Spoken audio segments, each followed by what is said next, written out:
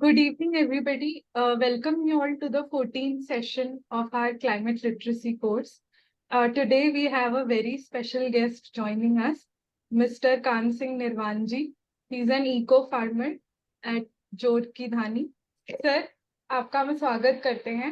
Sir को introduce करने के लिए मैं अजीत सर को बुलाना चाहूंगी. Ajit sir, over to you. Okay, thank you Namita ji. आदरणीय श्री कान सिंह निर्वाण जी, रंजना जी, नम्रता जी तथा मेरे प्यारे साथियों, सबसे पहले मैं विश्व केंद्र और मेवाड़ ग्रुप ऑफ इंस्टीट्यूशन की तरफ से आप सभी का स्वागत करता हूं. जैसा कि हम जानते हैं कि पीछे के सत्रों में हमने क्लाइमेट चेंज के बारे में अलग अलग उसके परिप्रेक्ष्य में हमने बात की. इससे पहले वाला ठीक जो सत्र था उसमें हमने बात की थी कि क्लाइमेट चेंज को रोकने के लिए इंटरनेशनल और नेशनल रूप में कैसे कैसे काम किए जा रहे हैं, जिसके बारे में हमारे यूएन डिपार्टमेंट यूएन से मिस निर्मा ने अपनी बातों को बहुत ही इंटरेस्टिंग वे में रखा था. आज का जो हमारा सत्र है, आज हम जिस सत्र की चर्चा कर रहे हैं वो है कि हम व्यक्तिगत रूप में भी इस क्लाइमेट को स्वच्छ रखने के लिए, क्लाइमेट चेंज की जो हम त्रासदी को झेल रहे हैं उससे बचने के लिए व्यक्तिगत रूप में भी हम कैसे क्या कर सकते हैं, उसके लिए आज हमने रिक्वेस्ट किया है, निवेदन किया है एक ऐसे किसान को जो हमेशा प्रकृति से जुड़कर, गांव से जुड़कर, खेती से जुड़कर रहना चाहता है और जिसने बिना किसी रसायन के और बिना किसी आधुनिकता के उसमें बिल्कुल अपने प्राचीनतम स्थितियों को, प्राचीनतम पद्धतियों को ध्यान में रखते हुए एक अलग ही मुकाम हासिल किया है. आप एक अच्छे एंटरप्रेन्योर भी हैं, उद्यमी हैं. इसके साथ साथ आपने अपने जमीन को कभी नहीं भुलाया और यही कारण है कि आप आज एक सफल उद्यमी किसान हैं. और मैं तो चाहूंगा कि मैं सर के ही मुख से सुने आज हम कि कैसे एक किसान जो आज हम छोटे छोटे किसान गांव छोड़कर शहर की तरफ पलायन कर रहे हैं और कितने धड़ल्ले से हम रासायनिक चीजों का उपयोग कर रहे हैं, कितने धड़ल्ले से हम पानी का उपयोग कर रहे हैं, वेस्ट कर रहे हैं. इन सब चीजों को बचाते हुए सर ने जिस हिसाब से एक अपना अलग योगदान दिया है समाज के रूप में, वो अपने आप में एक बेमिसाल है. और आपको यह जानकर बहुत खुशी होगी कि अभी जो प्रधानमंत्री का एक कार्यक्रम है जिसमें उन्होंने किसानों की फसल दोगुनी करने की बात की थी, उस कोर कमेटी में सर को रखा गया है. और सर का ये कहना है, कभी मैं सुन रहा था एक वीडियो में जिसमें सर ने ये बात की कि उन्होंने रिक्वेस्ट किया था प्रधानमंत्री जी से कि आप किसानों की आमदनी को दोगुने करने की बात कर रहे हैं, मैं तो उनको 10 गुनी करने का सोचता हूं. तो ऐसे व्यक्ति को आज हम आमंत्रित करके स्वागत करके अपने आप को धन्य महसूस करते हैं. मैं सर से रिक्वेस्ट करूंगा कि अपनी बातों को हमारे प्रतिनिधियों के बीच में रखें ताकि हम भी इससे कुछ सीखें और अपनी चीज को आगे बढ़ाएं. आपका बहुत बहुत स्वागत है सर. आपका मैं विश्व युवा केंद्र को साधुवाद देता हूं, प्रणाम करता हूं कि देश के इतने प्रबुद्ध जनों के साथ जोड़ने का आपने जो भागीरथी प्रयास किया, इसके लिए मैं आपको साधुवाद देता हूं. मैं सभी बंधुओं से निवेदन करता हूं कि मैं कुछ मेरे पिछले दिनों अपने अनुसंधान है वो आप लोगों के साथ शेयर करूंगा.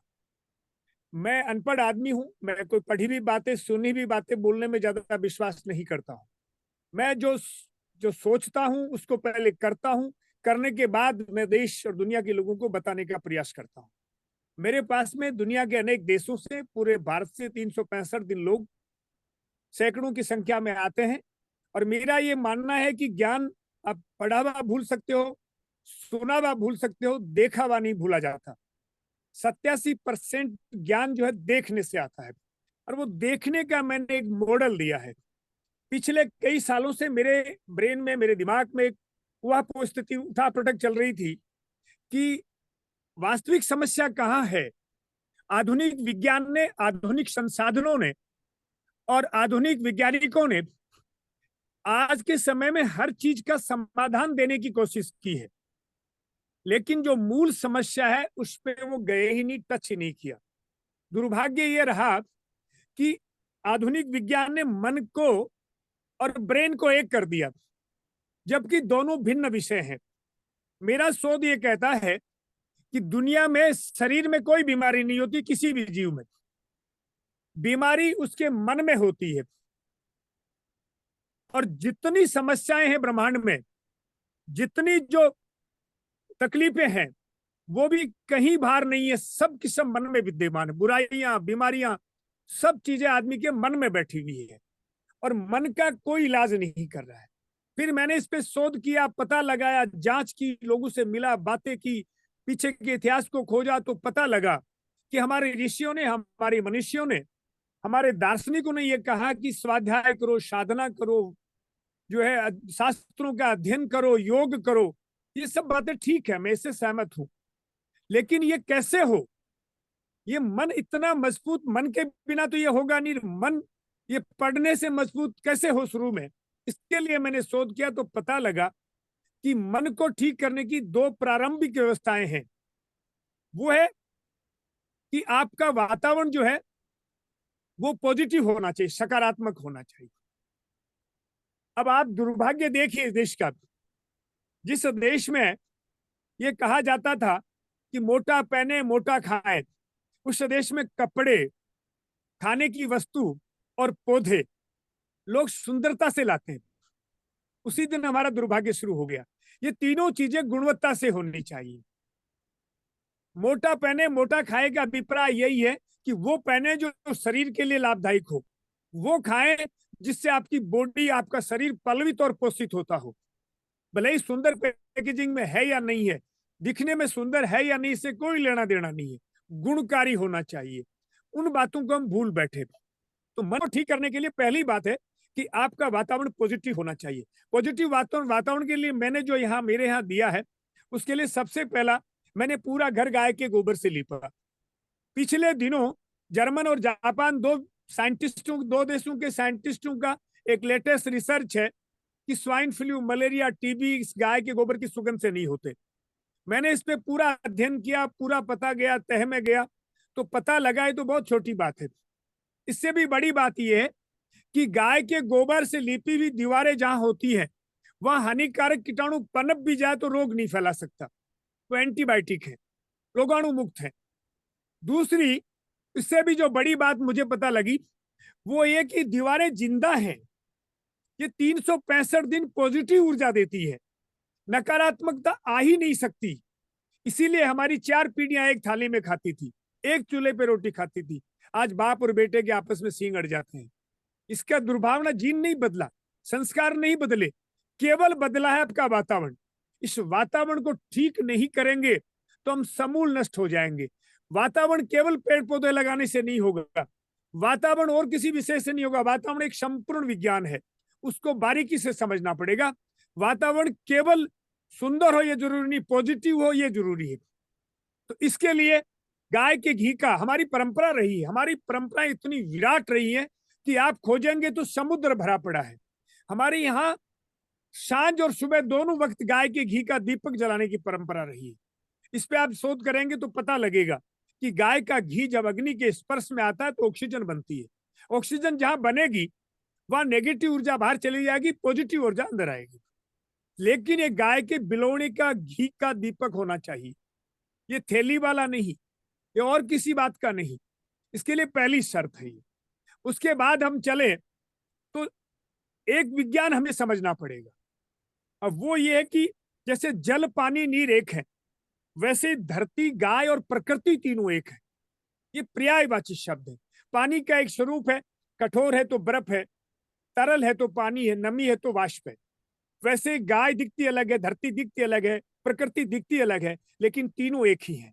इन तीनों को नहीं समझेंगे तो मनुष्यता समझ में ही नहीं आएगी। ये सब बातें हमें समझ में ही नहीं आएगी। एक्चुअल में क्या कर दुनिया के जितने भी आधुनिक और वैज्ञानिक हमारे बौद्धिक जो लोग हैं, वो बहुत बहुत अच्छा सोच रहे हैं। मैं इन पे कोई टिक्का टिप्पणी नहीं करता, लेकिन दर्द टकने में है, ब्रेन का ऑपरेशन कर रहे हैं।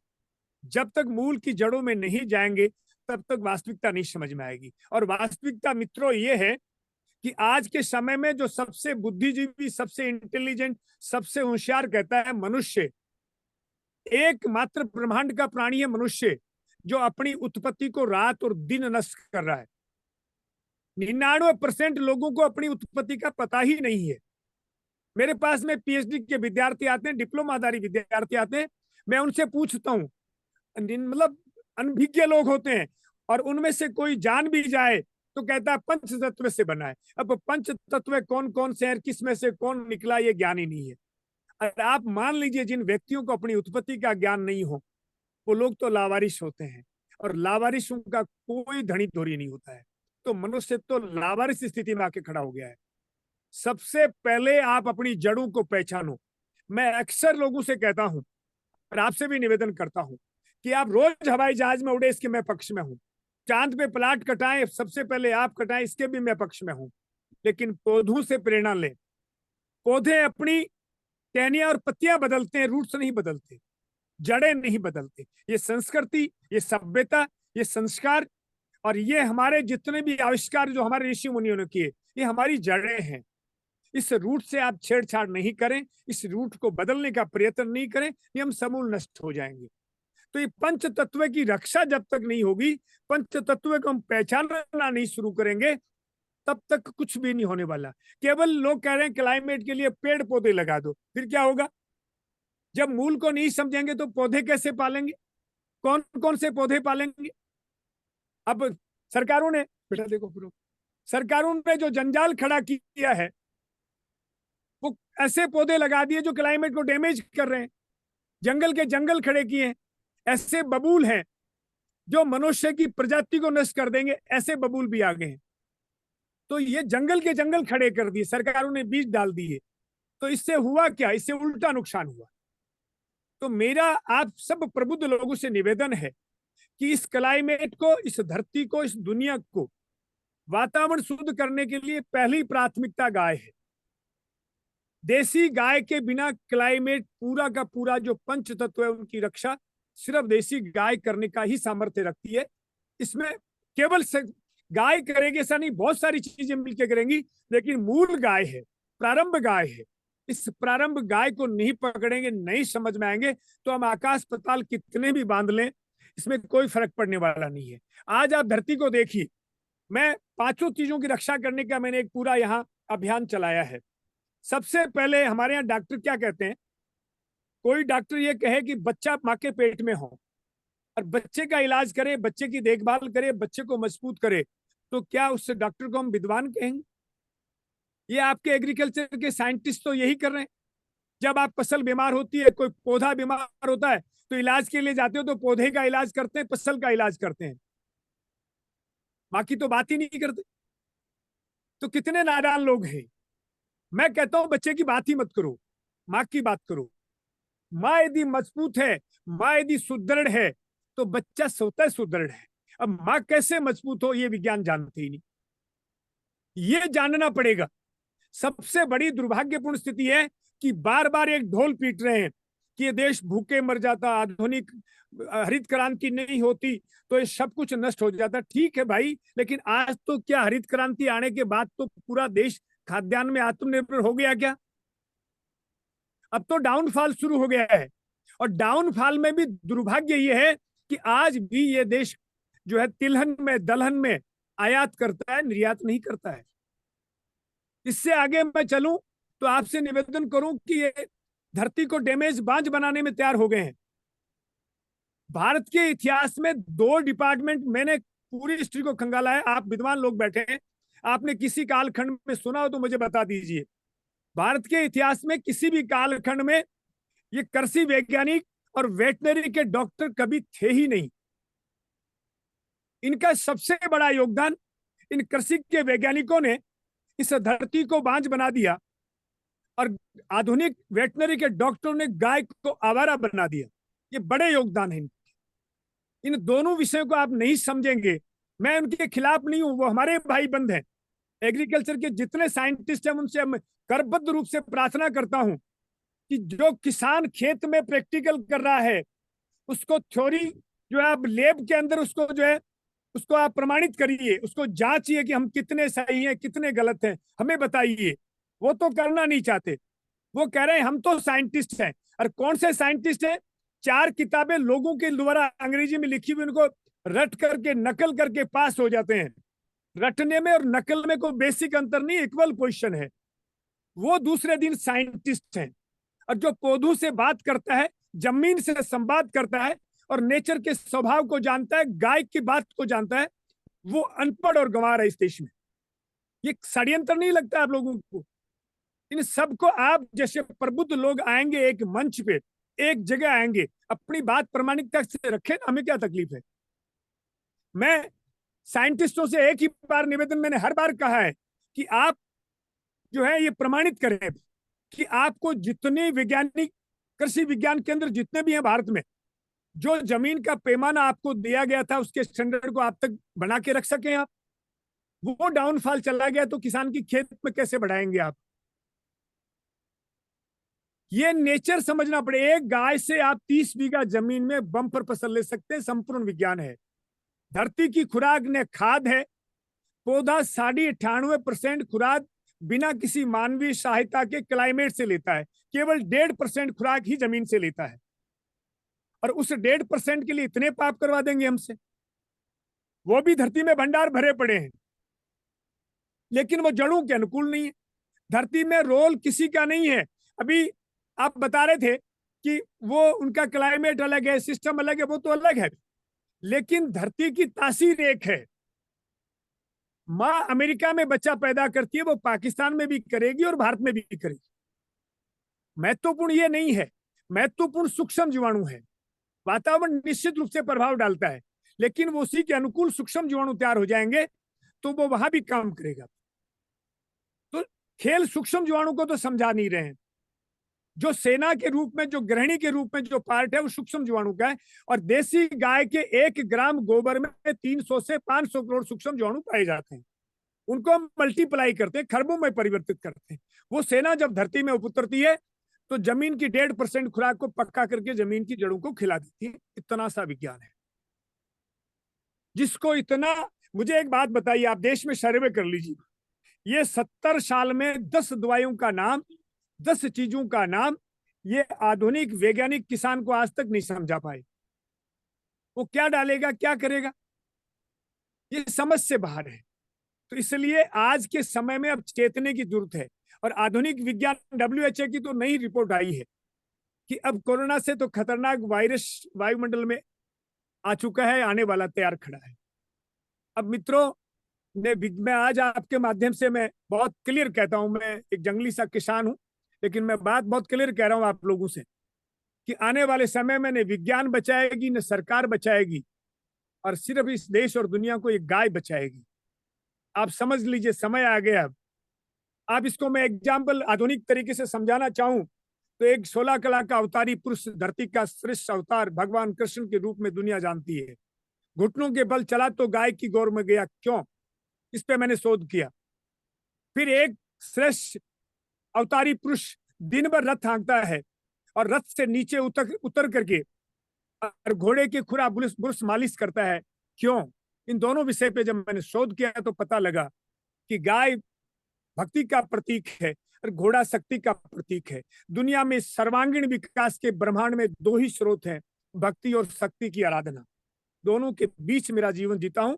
जो लोग यहाँ आते हैं जिनका मन विचलित है, वो आकर के यहाँ बहुत सुकून महसूस करते हैं। एक भी प्राणी को मारने की बड़ी बात है, मारने की कल्पना करना तक हराम समझता हूं। और पूरा जिसमें अभी भी मैं बैठा हूं, आप देख रहे हैं, ये पूरा घास फूस से बना हुआ मेरा झोपड़ा है। जो हमारे हवन जितने भी होते हैं इसी की साक्षी में होते हैं। ये नेगेटिव ऊर्जा आ ही नहीं सकती, हमें कभी कोई हीन भावना आती ही नहीं है। मैं तो अक्सर लोगों से कहता हूं कि लोग सब धरती पे मेरे से श्रेष्ठ हैं, लेकिन पूरे ब्रह्मांड में मेरे से श्रेष्ठ में जीवन पद्धति किसी की नहीं मानता।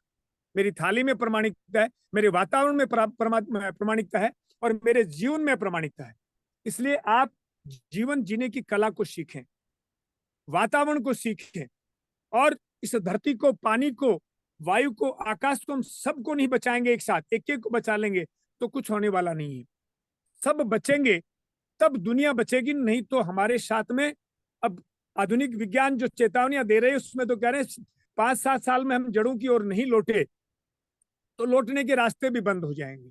अभी कनेरी मठ कोल्हापुर में 40 लाख प्रत्यक्ष और 11.5 करोड़ अप्रत्यक्ष लोगों ने 7 दिन का पंच महाभूतों पे अंतरराष्ट्रीय सेमिनार को देखा, समझा। वहां पूज्य स्वामी जी ने प्रैक्टिकल में सब चीजें प्रैक्टिकल में समझाई। आप लोगों से भी मैं निवेदन करूंगा कि अवसर मिले तो आपको कनेरी मठ कोल्हापुर की जरूर यात्रा करनी चाहिए। वो आज के दिन ऐसे ऋषि हैं जो देश को जगा रहे हैं, और मैं तो ये जिंदा और जागते लोगों से अपील करूंगा कि अब सोए नहीं, अब जगाने का काम रात दिन करें। आप जैसे लोगों की ज्यादा कर्तव्य बढ़ गया है। विश्व युवा केंद्र की तरफ भी पूरा देश देख रहा है। आपका जो एक प्रयास है, ये अद्भुत प्रयास है। मैं जिसकी जितनी प्रशंसा करूं उतनी कम है। ये आधुनिक समय में जागने का समय आ गया है और आप जिंदा लोगों को और जगा रहे हैं, तो ये बहुत बड़ा कार्य कर रहे हैं। तो इसके लिए आप लोग कभी भी कहीं पर भी, और चाहे आप आकर के देखना चाहे जो मैं कह रहा हूं, उसका स्वरूप जो मैंने खड़ा किया है उसको देखने और समझने के लिए आप कभी भी जोर की ढाणी, गूगल पे भी आप सर्च करेंगे जोर की ढाणी के नाम से, राजस्थान या सीकर के नाम से, तो आपको मेरे वीडियो भी मिल जाएंगे, सिस्टम भी मिल जाएगा और सब बातें मिल जाएंगी। अब मैं ये चाहता हूं कि मेरे कोई उद्बोधन स्पीच की बात नहीं है, हम सब एक परिवार के लोग हैं। आपके अंदर से कोई बात निकल के आए, उन पे अपन ज्यादा जोर लगाएं तो उसमें से बहुत अच्छी बातें निकल के आएंगी। क्योंकि मेरा ये मानना है कि आप कभी भी उलझाट में हो, कभी भी आप असमंजस में हो, तो 20-30 लोग एक जगह बैठ जाइए। ये देश ज्ञान के भंडार है, विद्वानों का देश है। 20-25 आदमी बैठ करके अपनी समस्याएं, अपने अनुभव जब शेयर करेंगे तो सब वैज्ञानिक एक साइड हो जाएंगे और बहुत सारे समाधान निकल के आ जाएंगे। हम बैठना छोड़ दिया, हमने विचार विमर्श करना छोड़ दिया। ये जो प्रयास है ना, ये इस भारत की जड़ों को मजबूत करने का काम किया आपने, क्योंकि ये विचार विमर्श ही जो है समस्याओं का समाधान निकालेगी, यही प्रतिभाओं को निकालेंगी, और इससे जुड़ करके एक प्लेटफॉर्म बनेगा तो समस्याएं आगे भाग जाएंगी। मेरा मानना है। तो आप में से जो भी विद्वान जो कोई क्वेश्चन पूछना चाहे, मेरी बात पे किसी को शंका लगे तो उसके बारे में जानना चाहें, तो मैं आप सब लोगों से प्रश्नोत्तरी को मैं लंबा करना चाहता हूं। आप लोगों के सवाल जो आए उस पर जवाब देने में मुझे बड़ा आनंद आएगा। जी सर। सर, जब तक लोगों के और प्रश्न आएंगे, अभी तो लोग सुनने में मशगूल थे, तो अब धीरे धीरे लोगों के प्रश्न चैट के माध्यम से आएंगे। तो मैं थोड़ा सा तब तक मैं ही शुरुआत कर देता हूं सर, क्योंकि मैंने आपके काफी कुछ वीडियो वगैरह, मैं तो बहुत समय से आपके साथ जुड़ा हूं और सारा कुछ काम वगैरह देखा सुना सा। अपना ये जो सिस्टम है, एक खेती का तो अपना रहा ही, लेकिन आपने जो लोगों के लिए एक कृषक होके खेती से उपजा हुआ व्यक्ति, क्या मन में आया कि उसने लोगों के लिए अपने यहाँ रहने, ठहरने, खाने पीने की व्यवस्था जो बिल्कुल प्राकृतिक तौर पे है। क्योंकि जो हमने देखा है आपके यहाँ जितने रूम्स वगैरह बने हुए हैं, जो सेमिनार ट्रेनिंग प्रोग्राम के हॉल वगैरह बने हुए हैं, वो सारे, उनमें बिल्कुल सीमेंट वगैरह का प्रयोग ही नहीं है, केवल मट्टी और इवन गोबर से वो सारे लगे हुए हैं। उनके रूम्स वगैरह देख के तो लगता था जैसे वो पता नहीं 5 स्टार रूम्स वगैरह हैं। तो ये क्या जेहन में कैसे ऐसे बात आई कि हमें अपने यहाँ पे लोगों के रहने की इस तरह की कुछ व्यवस्था करनी चाहिए, कुछ प्रोग्राम की व्यवस्था करनी चाहिए। इसके बाद में जो आपके जंगल हैं लंबे, जिसमें आपने तरह तरह की खेती पौधों वगैरह की बात, ये एक लंबी कहानी थोड़ा आप अगर हमारे सामने रखें तो हमें बहुत मोटिवेशन बहुत सुंदर मिलेगी। बात पूछी सर आपने। मैं बचपन में मेरे एक बात दिमाग में घर करी। एक दार्शनिक ने लिखा, लीक लीक गाड़ी चले, लीक चले कपूत, लीक छाड़ी तीनों चले सायर सिंह सपूत। जिनके कंधे मजबूत होते हैं, जो उच्च मनोबल के लोग होते हैं, वो अपना रास्ता खुद तय करते हैं, नई लाइन डालते हैं, जिनसे आने वाली पीढ़ियां उसका अनुसरण करें। इसी को माध्यम बना करके मेरी पत्नी और बच्चे, हम एक पेड़ के नीचे खेत में आके बैठ गए। न पानी था, न बिजली थी, न कोई संसाधन थे हमारे पास। दूर से पानी लाते थे, बिजली थी नहीं। हमने यहीं से हमारी यात्रा प्रारंभ की। हमारे इन सब कार्यों की साक्षी हमारी गाय और घोड़ी रही। सदैव हमारे साथ रही। एक पेड़ के नीचे घोड़ियां, एक पेड़ के नीचे गाय और एक पेड़ के नीचे हम। 1 साल भर हमने ऐसे ही तपस्या की। वहां से फिर हमने पूरा घर, आप देखें 5 बीघा में मेरा पूरा सिस्टम बना हुआ है। उसमें पूरा का पूरा सिस्टम में 80% रॉ मटेरियल मेरे खेत का हमने खुद तैयार किया है। लोग घर बनवाते हैं और हमने घर बनाया। बनवाने में पैसे लगते हैं और बनाने में पसीना लगता है। तो इसमें मेरे पसीने की सुगंध आती है, महक उठती है। सबसे बड़ी जो आकर्षण की बात है वो ये है। फिर मेरा ये मानना है कि हर खेत में 10वें हिस्से में जंगल होना चाहिए। जिन 5 तत्वों की हम रक्षा नहीं करेंगे, जिनसे हम बने हैं, उनकी रक्षा नहीं करेंगे तो लोगों का हम क्या उपकार करेंगे। तो सूक्ष्म जीवाणुओं की बैंक जो है, सूक्ष्म जीवाणु को सुरक्षित रखने का कोई स्थान है, प्रोटेक्शन देने का स्थान है, तो वो जंगल है। धरती माँ है, ये धरती माँ है तो फिर माँ की तरह ही रखनी चाहिए। माँ किसी की नग्गी अच्छी नहीं होती, ओढ़ी पैरी अच्छी होती है। कोई किसान यदि अपने खेत का एक तिनका भी बिना किसी कारण के जलाता है तो वो अपने जीवित पिता को जलाने जैसा अपराध। कभी भी कोई भी तिनका बिना कारण नहीं जलाना चाहिए। तो धरती को ढके तो वनस्पति चाहिए, उसके लिए जंगल भी होने चाहिए। तो मैंने जंगल भी लगाए। और नेचर को समझने के लिए जब मैंने इस पे काफी बुजुर्गों के साथ में, पूर्वजों के साथ की बातें सुनी, पूर्वजों से जो हमें परंपरा से जो बातें मिली, उन पे सब पे मैंने जब विचार करना शुरू किया, शोध करना शुरू किया, तो सब बातें अपने आप निखरती चली गई। फिर ये मैं मानता हूँ कि इस देश में एक बड़ा गलत ट्रेड चला। अभी भी लोग जैविक खेती करते हैं, कह रहे हैं, प्राकृतिक खेती की बात कर रहे हैं। वो केवल इसलिए कर रहे हैं कि हम जहर नहीं खाएं, हम बच जाएं, हम बीमार नहीं पड़े। बहुत छोटी सोच की बात है। विराट सोच ये कहती है कि मनुष्य कल्पना में भी किसी जीव की हत्या नहीं करे, कल्पना में भी। और उसके लिए इसीलिए हमारे पूर्वजों ने कहा है, उत्तम खेती मध्यम व्यापार और नीच नौकरी और सबसे गई गुजरी जो है भीख मांग के खानी समान। इसलिए खेती का उत्तम जीवन था, उसको मैंने पूरा का पूरा अध्ययन करने के बाद में इस जीवन को अपनाया कि मुझे मेरा जीवन उत्तम कैसे हो। और वो खेती है जिसमें लाखों करोड़ों जीव साल के पनपते हैं। हम एक भी जीव को मारने की कल्पना नहीं करते। मेरे खलियान में 1 किलो अनाज आता है तो 1 करोड़ जीव पनपते हैं, तब आता है। रसायन खेती करने वाले जो मेरे साथी और मेरे बंधु हैं, उनके खेत में 1 किलो अनाज आता है तो 1 करोड़ जीवों की हत्या होती है। उनको साधु भी खाते हैं, सन्यासी भी खाते हैं, जैनी भी खाते हैं, जो अपने आप को शाकाहारी कहते हैं। वो कैसे शाकाहारी है मुझे आज तक पता नहीं लगा। इसलिए मैं केवल केवल किसी चीज को बचाने की बात नहीं कर रहा, मैं इस सृष्टि को बचाने की बात करता हूँ। मैं मनुष्यता बचाने की बात करता हूँ। मेरे गेट में कोई व्यक्ति आता है, उसमें जात कभी नहीं पूछता। मैं उसे पूछता हूँ कि तू जानता क्या है। यदि वो खेती जानता है और गाय पालता है तो पाकिस्तान का कोई मुल्ला भी है तो मेरी जात का है। बहुत क्लियर ओपिनियन है मेरी। मैं इन बातों में नहीं पड़ता। मनुष्य आज इन बहुत झंझावतों में उलझ गया है, ये छोटी छोटी बातों में उलझ गया और मूल को भूल रहा है। हम मूल को समूल नष्ट कर रहे हैं। हम केवल मनुष्य नष्ट होंगे ऐसा नहीं, हम पूरी सृष्टि को नष्ट करने के कंगार पे खड़े हो गए हैं और आज भी उन झंझावतों में उलझे हुए हैं। इसलिए जागना पड़ेगा अच्छे लोगों को। मैं जातिवाद, पार्टीवाद और वंशवाद, ये तीनों ही इस देश के कलंक मानता हूं। तीनों से दूर रहना चाहिए।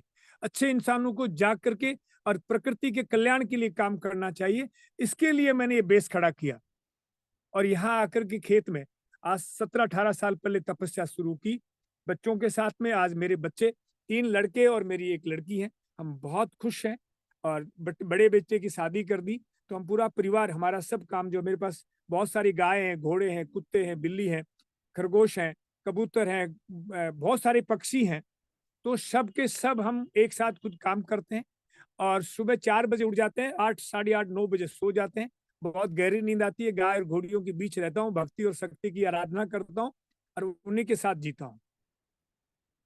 जी सर। फिर मैं प्रोसेसिंग के लिए मैं आपसे एक निवेदन करना चाहूंगा सर, बीच में सॉरी। प्रोसेसिंग में मैंने पूरी यूनिट तैयार की है। मेरे ये मानना है कि उत्पादन से ज्यादा प्रोसेसिंग जरूरी है। प्रोसेसिंग में हमने सत्यानाश कर दिया। हमारे देश में मसाले हम कभी भी पिसा नहीं खाए। कूट करके खाते थे या बांट करके खाते थे। अब पीसे हुए में आटा जो चक्की, मेरी आवाज तो आ रही है ना सर? मेरी आवाज आ रही है? सर जी सर आ रही है। हाँ, तो हमारे यहाँ जब आटा चक्की चलती है तो उसमें देखें 5 मिनट आप अंगुली रखेंगे तो हाथ जल जाएगा।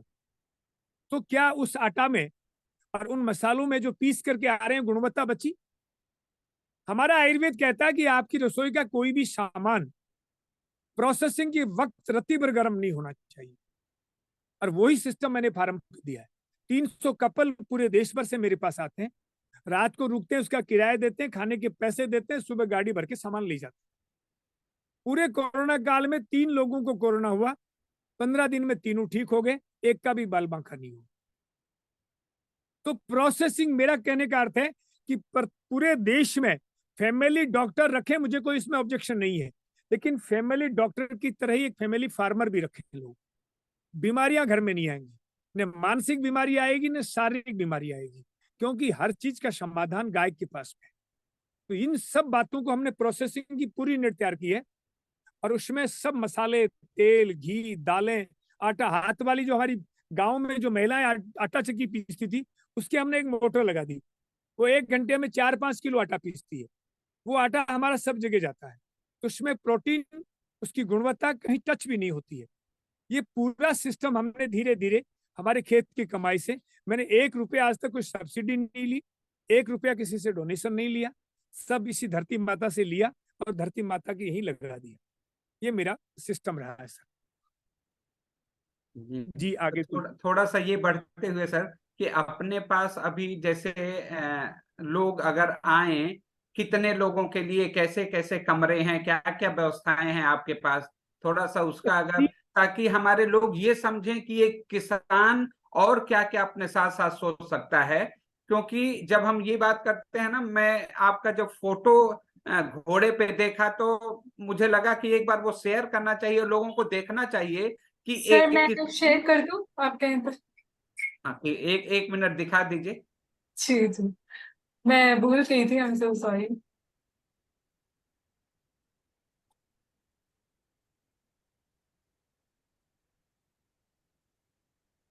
जी, मैं ये दिखाने की कोशिश कर रहा था सर कि एक किसान केवल अपनी किसानी तक न सोचे। मतलब एक किसान घुड़सवारी भी कर सकता है, और घोड़े पे बैठने का मतलब ये नहीं कि हम गेम खेल रहे हैं और केवल उस तरह की चीजों को ही हम, मतलब एक किसान किन किन चीजों को कैसे कैसे किस रूप में सोच के अपने आप को आगे बढ़ा सकता है, ये अच्छा खासा उदाहरण आपके ये सारे चीजों को देखने के बाद ये लगता है हम शायद उस दिशा में। तो मैं इसीलिए सोच रहा था सर कि आपका जो अभी की स्थिति है, करीब करीब जैसे खेती का कितना, कहाँ कहाँ कितनी कैसे खेती, कितने कमरे हैं जिसमें कहाँ कहाँ से लोग आना, क्या खाने पीने की व्यवस्था, ताकि हम इसमें बहुत से ऐसे एनजीओ के लोग हैं जो फार्मिंग और इस तरह की चीजों में, क्योंकि एक तरह से नेचुरल की सारी बात है, क्लाइमेट चेंज के हम जो बात करते हैं, ये सारी चीजें कैसे एक दूसरे से, सर जब मसाले हम पीसने की बात करते हैं तो वो भी कहीं ना कहीं इलेक्ट्रिसिटी वगैरह से उसका उसमें यूज हो रहा है, और आप जो बात कर रहे हैं वो इलेक्ट्रिसिटी कंजम्पशन की बात कर रहे हैं।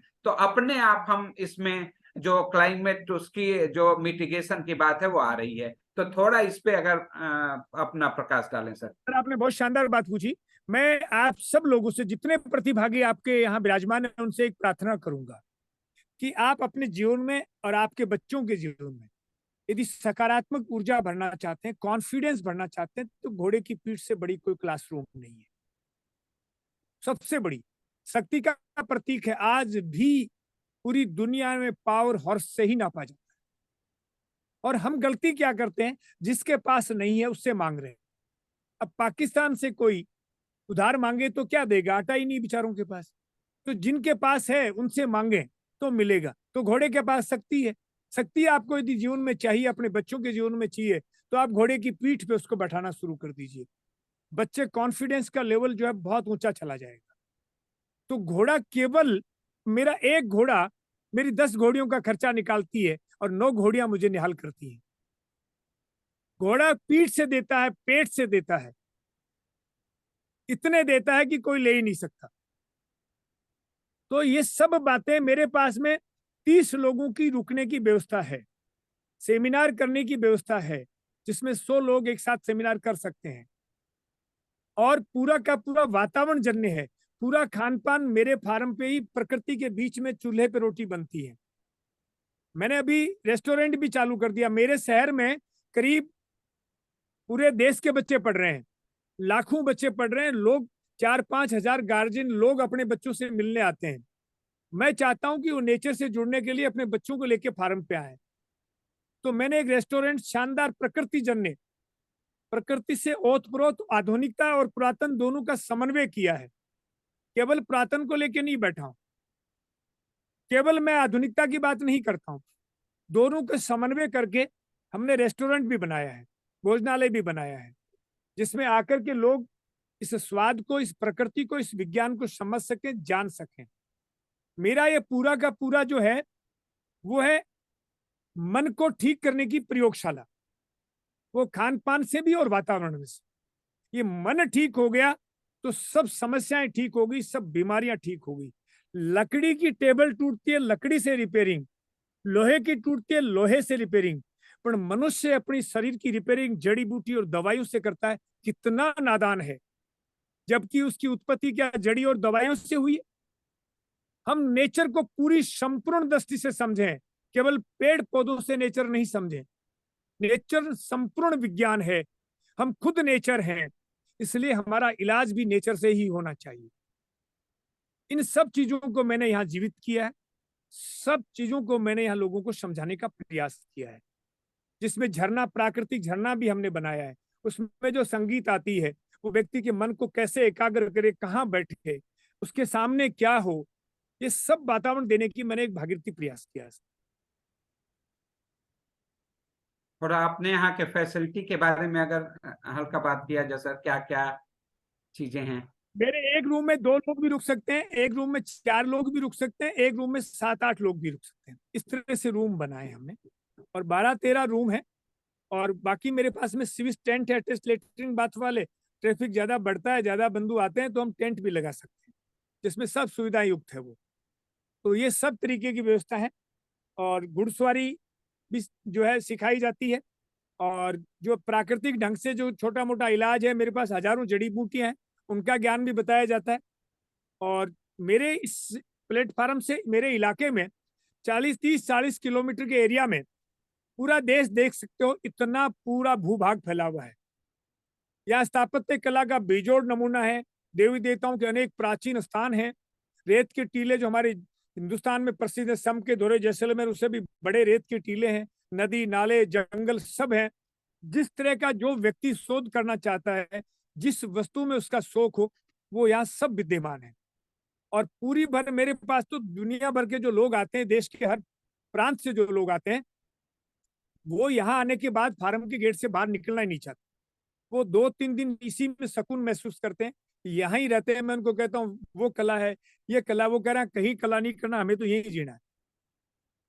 तो ये आकर के यहाँ बहुत खुश होते हैं। विदेशी लोग तो 2-3 दिन बाद में जाते हैं, तो कई बार, मतलब कई बार क्या, अक्सर ही, बहुत कम है जो ऐसे कठोर हृदय के होते हैं, बाकी तो सब आंसू बहाते हुए जाते हैं कि हमारा जाने का मन नहीं कर रहा है। हम यहाँ परिवार की तरह रहते हैं। हमारे यहाँ कोई, अब आप ताजुब करेंगे कि मेरे यहाँ कोई, आज तक मैंने किसी की आईडी नहीं देखी, और एक भी घर में हमारी किसी अलमारी में भी लोग नहीं है, किसी चीज में न हमारी एक कील कभी गमी, खोई गई, और न किसी हमारे गेस्ट की खोई। हम, हमारी इस गेट में गाय रक्षा करती है, वो आता है, हमारा गेस्ट होता है, हमारा मेहमान होता है। मेरी दादी कहा करती थी कि जितने ज्यादा लोग आएंगे, जितने लोग आएंगे तो वो स्थान अपने आप आगे बढ़ेगा। तो लोग जो आते हैं वो हमारे हमारे भगवान होते हैं, ये हमारी धारणा है। मैं अक्सर मेरी वाइफ से कहता हूँ कि जेब पे ध्यान नहीं, हमें हार्ट पे ध्यान रखना है। जेब तो काट लेंगे, लेकिन हार्ट में प्रवेश कर लिया तो जेब और अगले का सब कुछ हमारा है। इस देश में हार्ट की परंपरा थी, जिसको जेब में चले गए हम। ये जेब वाली ठीक नहीं है। हम मूल में जाएंगे तो बहुत आनंद आता है। हमारे सब परिवार की तरह, आज तक जितने लोग आए हमारे परिवार की तरह। जिस शहर में जाके खड़ा होता हूँ उसमें मेरे सैकड़ों घर होते हैं। लोग लालायित होते हैं कि मेरे घर आएंगे, मेरे घर आएंगे। यही जो है ना, ये विधा हमारे देश की बहुत पुरातन विधा है, इसको मैंने पुनर्जीवित किया है। जी सर। सर और कुछ प्रश्न आए। मैं एक बार ये जानना चाहूंगा कि वो क्या क्या खूबियां हैं आपके इस परिवेश में, जैसे कुछ अलग अलग रूम्स के बारे में, और इस तरह की क्या खूबियां हैं जो लोगों को बहुत प्रभावित करती हैं। एक भी रूम हमने एक जैसा नहीं बनाया है, सब में भिन्न भिन्न है। कोई नेचर की लकड़ियों से, औषधीय लकड़ियों से बना है, कोई गाय के गोबर से बना है, कोई ईंटों से बना है, कोई इकोसिस्टम से बना है, कोई साउंड प्रूफ बना है। सब के सब अलग अलग तरीके से, कोई गाय के गोबर के पेंट से तैयार हुआ है। सब, एक भी रूम हमारा एक जैसा नहीं है, सबकी अलग अलग विशेषताएं हैं। अब आप देख रहे हैं ऊपर ये भी सरकंडों का पूरा घास फूस का बना हुआ है। इसमें लेटरिन बाथरूम ओपन है, टॉयलेट और बाथ, भोजन का पकाना और भोजन का खाना, ये सब चीजें सूर्य और हवा की साक्षी में ही होनी चाहिए। ये बंदोबस्त हमने पूरा किया है यहाँ, क्योंकि पंच तत्व नहीं मिलेगा तो हम बर्बाद हो जाएंगे। ये जूते जुराब पहन करके अप टू डेट होकर के एसी की गाड़ी में, एसी के ऑफिस में, ये मनुष्य को नष्ट कर देगा, नपुंसक बना देगा। न हमें बैठने का पता है, न खाने का पता है, न सोने का पता है। हम तो रात और दिन भाग रहे हैं। धरती पूरी हम मुट्ठी में भर लेंगे। अमेरिका में भी एक मकान हो, एक दिल्ली में भी हो, एक मुंबई में क्यों हो, घर वाले को तो ठीक कर लो, उसमें तो रहना सीख जाओ, खाना सीख जाओ, बैठना सीख जाओ। ये कम्बोर्ड, लेटरिन बाथरूम और खड़ा खाना बनाना भारतीय स्त्रियों को नष्ट कर देगा। खड़ा खाना बनाने की परंपरा इस देश के इतिहास में किसी किसी कालखंड में नहीं थी। कहां से लाए विधा? सब औरतों को नष्ट कर देगी, भरी जवानी में बूढ़ी हो जाएंगी सभी। मेरी माँ 80 साल क्रोश है, 3 किलोमीटर मेरा गांव, रोज खेत आती है, रोज चली जाती है।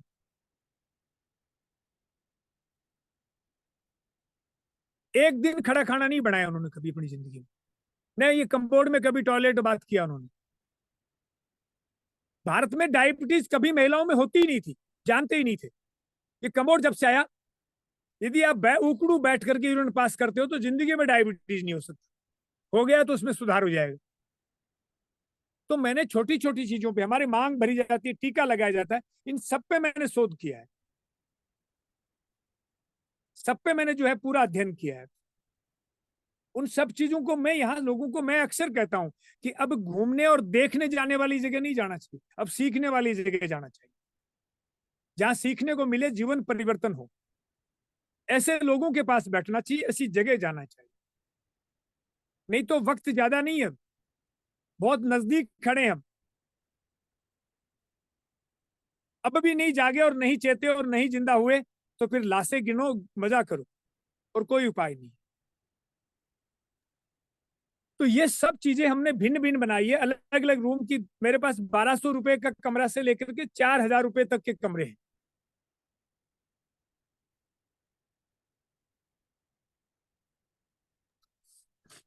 सर, क्योंकि आपने अजीत सर के साथ एक वीडियो शेयर की थी आपने, उसके बारे में क्या हम उसको दिखा सकते हैं एक बार?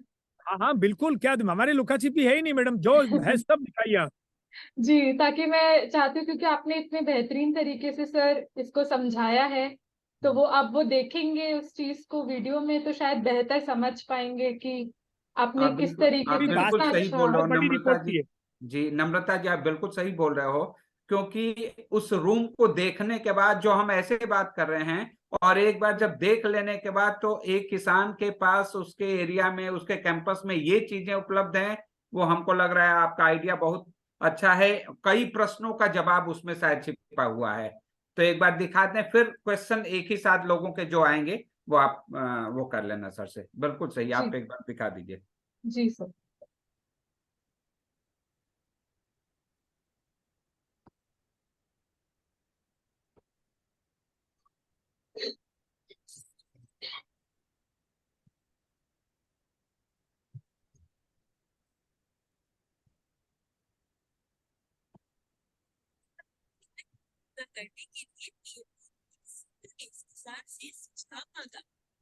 आवाज आ रही है सर? आ रही है, वीडियो की? वीडियो की नहीं आ रही है। वीडियो की नहीं आ रही है, वीडियो, ओके। हाँ वीडियो वर्ट उसमें आ रहा है, वर्टिकल। ऐसा ही है वीडियो उनका फॉर्मेट। फोन के फॉर्म में ही उन्होंने ये झरना, ये सामने दिख रहा है, ये झरना है हुकम, अच्छा जी ये पानी का झरना चल रहा है। जी सर, आप ये मैं एक बार प्ले करती हूँ, वीडियो आ रहा है तो एक बार थम्स अप दिखा दीजिएगा। ठीक है, ये केवल 2 ही मिनट वाला है क्या? हाँ जी। अच्छा, ये पूरा मिट्टी से लेप है, गाय के गोबर का लेप है। किसानों की आय दोगुना करने के लिए पीएम मोदी ने सीकर के इस किसान से सुझाव मांगा, तो इन्होंने इनकम 10 गुना करने का मॉडल पेश कर दिया, वो भी दावे के साथ। ये है सीकर की ग्राम पंचायत कटराथल के किसान। ये भास्कर टेली जो है ना अखबार, उसकी न्यूज है। एक हिस्से में अच्छा, इको विलेज जी। टूरिज्म का पूरा सिस्टम खड़ा कर दिया है। ये पूरे भारत में प्रसारण किया इन्होंने इसका। खेती करने वाले कान सिंह ने 60 बीघा में 20 खास हट तैयार किए हैं। कुदरत की गोद में यहाँ सारी फैसिलिटीज मुहैया है। गेस्ट को शुद्ध ऑर्गेनिक खान पान भी परोसा जाता है। और अनेक सैकड़ों पेड़ों की साक्षी में भोजन पकाया जाता है और उसी भोजन को उन पेड़ों की साक्षी में हम खिलाया जाता है। तो पूरा वातावरण जो है वो हर तरीके से वैज्ञानिक दृष्टि से हमने तैयार किया है।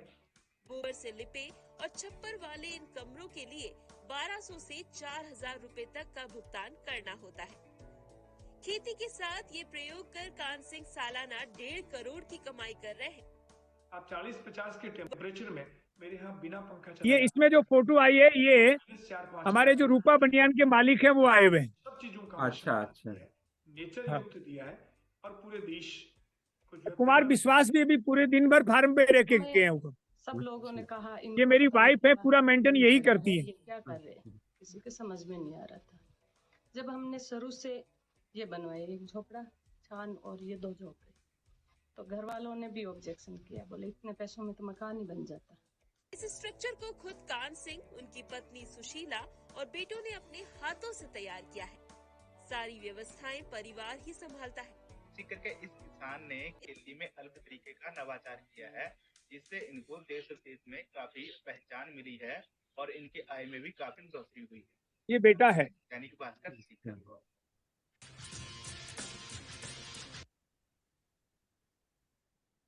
धन्यवाद मैडम, अच्छा छांटा आपने। जी सर, मुझे धन्यवाद। लगा इतने बेहतरीन तरीके से समझाया है एक एक चीज ये को। भास्कर टीवी ने पूरे देश भर में, अखबार ने इसमें पूरी जो है बहुत बड़ा लिखा, आपको भेजा भी है मैंने, आप देखा हुआ।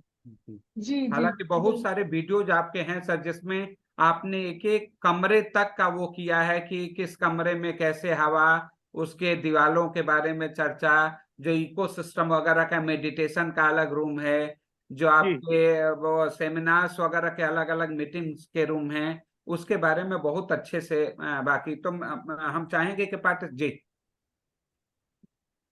कुछ बोल रहे हैं सर आप। हाँ सर, मैं ये कह रहा हूँ कि इसका विज्ञान में समझाता हूँ आपको। ये हमारी जितनी भी रचना हुई है ना, वो हमने योजनाबद्ध तरीके से नहीं की। हमारी गाय आगे चलती है, पीछे हम चलते हैं। गाय जहां बनती है वो 2-3 साल में, 1 साल में वो वहां नया निर्माण करने की व्यवस्था अपने आप कर देती है। जितने भी बने हैं वहां से हमारी नेगेटिव ऊर्जा, जब गाय बनती है, गाय के खुर को जहां आते ना, वहां ऋषियों ने एक बहुत बड़ा शोध किया कि गाय के खुर में सर्प का वास है। मैंने बहुत दिनों तक बहुत अध्ययन किया तो पता लगा कि गाय के खुर में जब सूर्य भगवान धरती पे उतरते हैं तो पूरी धरती को रोगाणु मुक्त कर देते हैं, नेगेटिव ऊर्जा को बाहर निकाल देते हैं। तो हमारे घर जहां बने हैं, पहली झोपड़ा बना वहां भी हमारी गाय बंधी है। तो हमारे पूरे सिस्टम में नेगेटिव ऊर्जा को हमने पहले दूर भगाया और गाय जहां चली वहां निर्माण अपने आप होता चला गया। कैसे हुआ, क्या हुआ, ये कोई ईमानदारी से हमें पूछे तो गाय जाने, हमें नहीं पता। जी जी सर। सर एक सवाल आया है, मैं पूछना शुरू करती हूँ। सर, एक किसी ने पूछा है कि आज के टाइम पे जब जैसे आप एक फार्मर भी हैं सर, तो जिसमें आजकल इतना केमिकल्स और इन सब का यूज हो रहा है, उसमें आज भी आप नेचुरल फार्मिंग भी करते हैं, तो ये आपकी प्रेरणा के पीछे जानना चाहते हैं और उससे भी कैसे लाभ हो रहा है आपका, वो भी जानना चाहते हैं। बहुत बहुत अच्छा क्वेश्चन है। मैं आपसे निवेदन कर दूं कि धरती की खुराक न डीएपी यूरिया है, न रसायन है, न गोबर की भर की ट्रॉलियां हैं। ये गोबर वाली ट्रॉलियां गाय, फला भैंस का, गाय का या पशु का कोई भी गोबर धरती की खुराक नहीं है। मैंने पहले भी निवेदन किया कि धरती में सबसे महत्वपूर्ण रोल है सूक्ष्म जीवाणु का, और 1 ग्राम देसी गाय के गोबर में 300 से 500 करोड़ सूक्ष्म जीवाणु पाए जाते हैं। उनको मैं मल्टीप्लाई करता हूँ खरबों में परिवर्तित, और वो खरबों में परिवर्तित करके जब धरती में उतारता हूं तो वो धरती में से गृहिणी के रूप में खुराक पका करके पौधों को खिला देते हैं। इस विज्ञान को समझना हो, देखना हो, तो आप आके देख सकते हैं, समझ सकते हैं। एक गाय से आप 30 बीघा जमीन में बम्पर फसल ले सकते हैं बिना किसी रसायनों का प्रयोग किए हुए। कहीं कोई प्रॉब्लम नहीं है इसमें इनकी कोई आवश्यकता नहीं है, ये प्रकृति में है ही नहीं। और ये सब आवश्यकता है तो इतने जंगल खड़े हैं जो अनगिनत फलों से लदे पड़े हैं, न कोई रसायन खाद है, न कोई गोबर खाद है, न कोई पानी है। ये सब जब जंगलों में हो सकते हैं तो आपके और मेरे खेत में क्यों नहीं हो सकते? जब पहाड़ों पे हो सकते हैं, पेड़ के रोड के किनारे हो सकते हैं पेड़, तो आपके और मेरे खेत में भी हो सकते हैं। ये बहुत संपूर्ण विज्ञान है। इसके लिए 2 दिन आपको पूरा विषय समझना पड़ेगा। जब चाहें तब आप कोई दिल्ली में सेमिनार रख लें, या मेरे फार्म पे आप चाहें विश्व युवा केंद्र से। मैंने अर्ज करूंगा आप सब लोगों से कि एक जो प्रत्यक्ष रूप से एक सेमिनार रखी जाए। 2 दिन में हम सब इन विषयों पे चर्चा करेंगे तो सब बातें खुल करके सामने आ जाएंगी। जी जी सर, बिल्कुल। सर, अगला प्रश्न ये है कि आपको ये जैसे आप ने पूछा है कि आप तो फार्मिंग करते थे, तो उसके साथ आपको ये आइडिया कैसे आया कि आप एक फार्म स्टे बनाएं? मेरा पहला, जब मैं फार्म पे उतरा, खेत में काम करने लगा, मैं सब काम उधर उधर खूब भटका, खूब देखा, लेकिन मुझे लगा कि जिंदगी जीने का आनंद किसानी है। तो मैं खेत में आया, जब मेरी पहली फसल ली तो मैं मंडी में बेचने गया, तो मेरे व्यापारी ने कहा कि आपके गेहूं जो है वो 700 रुपए क्विंटल है। तो मैंने उससे कहा कि तेरी चीनी 500 रुपए क्विंटल में मेरी 4 बोरी जो है ट्रॉली में डाल दे। तो उसने कहा ना ना, चीनी के भाव तो मैं तय करूंगा। मैंने कहा यार, 4 महीने सर्दी में मरा और मेरे गेहूं का भाव तू तय करेगा, ये कौन सा विज्ञान? बोले ये ऐसा ही होता है। मैंने कहा वापिस डाल दे। मैंने उसी दिन संकल्प लिया कि मैं वो चीज बाजार में बेचने नहीं जाऊंगा जिसकी कीमत मैं तय नहीं करूंगा। कि मेरे गाय खिलाऊं, घोड़ी खिलाऊं, उनको बेचता हूं तो मेरी कीमत मैं तय करता हूं, दूसरा कोई नहीं करता है। तो मैं जितना उत्पादन उसको बेचूं कैसे, इसके लिए मेरे मन में प्रश्न आया कि क्यों न शहर के जो लोग हैं उनको मेरे यहाँ बुलाऊं, मेरा जीवन दिखाऊं, मेरा सिस्टम दिखाऊं, मेरी ईमानदारी दिखाऊं, और मेरा काम करने का तरीका दिखाऊं, मेरी मेहनत दिखाऊं। तो वो लोगों के दिमाग में बैठे कि शायद वो मेरी इसमें कुछ मदद करेंगे। तो हमने छोटा सा स्वरूप खड़ा किया। जब मेहमान आने लगे, खाने का स्वाद लेने लगे, तो पूछने लगे कि ये खाना हमें कैसे मिलेगा? तो हमने कहा हमारे से मिलेगा। तो हमने छोटा छोटा पहले घर पे प्रोसेसिंग करते थे, फिर बड़े रूप में किया। इस तरह से फैलता फैलता जो है आज पूरे देश भर के लोग जो है हमसे पूरा सामान मंगवाते हैं, हम बेचते हैं और लोग आनंद लेते हैं। तो उसकी प्रेरणा ये रही कि हमें कुछ अलग करना है और हमारी कीमत हमें पूरी लेनी है। पहला किसान हूं देश का मैं, पहली बार में, जो प्रत्यक्ष रूप से इस तरह के सिस्टम को खड़ा किया और पूरी की पूरी मूल्य, पूरी कीमत लेकर के माल बेचता हूं। 25 पैसे का भी कोई इधर उधर का लेना देना नहीं, इसलिए ये काम शुरू किया। सर, जान के बहुत ही अच्छा लगा और एकदम प्रेरणादायक है आपकी बातें। अगला सर प्रश्न ये है कि आपको जब आपने ये सोचा कि आप ये फार्म स्टे चलाना चाहते हैं, तो इसको आइडिया को आप जब इम्प्लीमेंट कर रहे थे, तब आपको क्या चैलेंजेस इसमें फेस करना पड़ा? कुछ हुआ ऐसा चैलेंजेस? या लोगों ने मजाक बनाया कि ये कोई खेत में जंगल में कोई आएगा, कौन आएगा, ऐसा थोड़ी हो सकता है। परिवार के लोगों ने भी कहा कि चलो थक हार जाए, लेकिन मेरे जो पीठ पे सबसे बड़ा जो साथ रहा मेरी पत्नी का रहा। और मेरे इस पूरे सिस्टम में जो मेड है, पूरा सिस्टम की जो धुरी है, वो मेरी वाइफ है। आज भी इस 5 बीघा की वो अकेली साफ सफाई देखभाल, वो बहुत अच्छी घुड़सवार भी है, और 10 गायों का दूध निकाल लेती है अकेली, और 40 लोग रात को आगे तो अकेली उठ के बना के खाना भी खिला देती है। बहुत हिम्मत वाली महिला है। जो पुरुष के साथ महिला का धुरीकरण होता है, महिला कंधे से कंधा मिलाती है, तब ये समीकरण बनता है। अकेले पुरुष की बस की बात नहीं है। तो मेरा इसमें पूरा श्रेय जो है गाय, घोड़ी और मेरी पत्नी, इन 3 को पूरा श्रेय जाता है। मैं तो बहुत छोटा सा काम है मेरा। जी सर। जी। सर, अगला प्रश्न किसी ने ये पूछा है, क्योंकि हम जो ऑर्गेनिक फार्मिंग करते हैं उसमें प्रोडक्शन जो है वो कम होता है और कॉस्ट ज्यादा होता है कंज्यूमर के लिए, जिससे कि वो चाहे तो खरीदना चाहे तो भी वो खरीद पाना सबके लिए इतना आसान नहीं होता। तो इसमें फार्मर, गवर्नमेंट वगैरह ऐसा क्या कर सकते हैं जिससे ये जो ऑर्गेनिक प्रोडक्ट्स हैं ये सभी लोगों के लिए अफोर्डेबल हो जाए, ताकि हमारी जो डिपेंडेंसी है जो ऑर्गेनिक प्रोडक्ट्स के लिए नहीं होती वो कम हो जाए। इस सो देश के किसानों को सबसे ज्यादा जो नुकसान पहुंचाया है इस ऑर्गेनिक ने पहुंचाया है। ये ऑर्गेनिक नहीं, ये भारत के किसानों का कफन है। ये रसायन और ऑर्गेनिक दोनों शब्द भारतीय है ही नहीं, और दोनों पद्धतियां विदेशी लोगों की है। जितनी रसायन ऑर्गेनिक है, रसायन खतरनाक है, उतनी ही खतरनाक ही ऑर्गेनिक है। ऑर्गेनिक की हमें बात ही नहीं करनी चाहिए, हमें सीधा नेचर में जाना है। 1 रुपया आपका खेत से बाहर नहीं जाए और बाहर का रुपये खेत में आए। ये उत्पादन गिरने की, ये सब नाटक इन ऑर्गेनिक वालों के हैं। आपको कोई बीमारी हुई, एलोपैथिक ट्रीटमेंट चल रहा है, वो की वो सिस्टम, वो की वो ऊर्जा जो है यदि आपको आयुर्वेद से मिलती है तो आप ठीक नहीं होंगे। तो आप प्राकृतिक ढंग से प्रकृति को बलवान बना दीजिए, सूक्ष्म जीवाणु को मजबूत कर दीजिए, फिर आपका उत्पादन गिरने की और गिराने की बात नहीं रहेगी।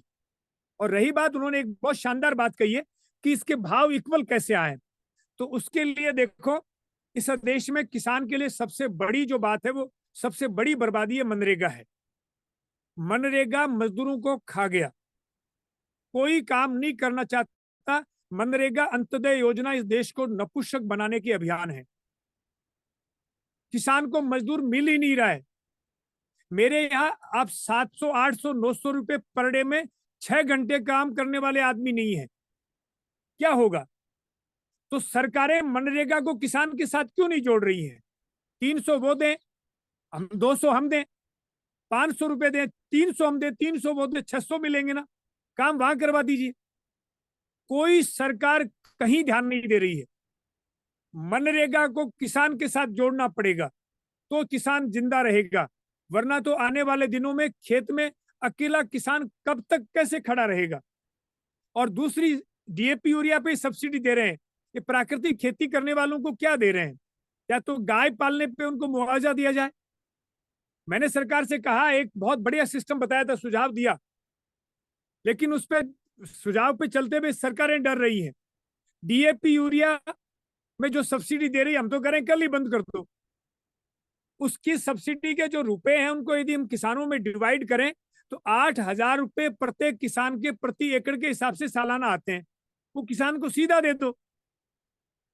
ये सीधा देते ही घर में गाय आ जाएगी, गाय आते ही नेचर, प्रकृति और धरती समझ में आ जाएगी, देश का कल्याण हो जाएगा। लेकिन देश का कल्याण तो कोई चाहता नहीं, ये तो अपना घर बनना चाहते हैं। इसलिए सब लोग सरकारों पे दबाव बनाएं कि प्राकृतिक खेती करने वाले किसानों को प्रमोट किया जाए, उनको डीएपी यूरिया की तरह ही सब्सिडी दी जाए, गाय पालने वालों को प्रमोट किया जाए। ये सब बातें आने वाले समय में, चुनाव में आपके यहाँ एमपी आए तो जाति देख करके वोट नहीं दे, पार्टी देख करके वोट नहीं दे।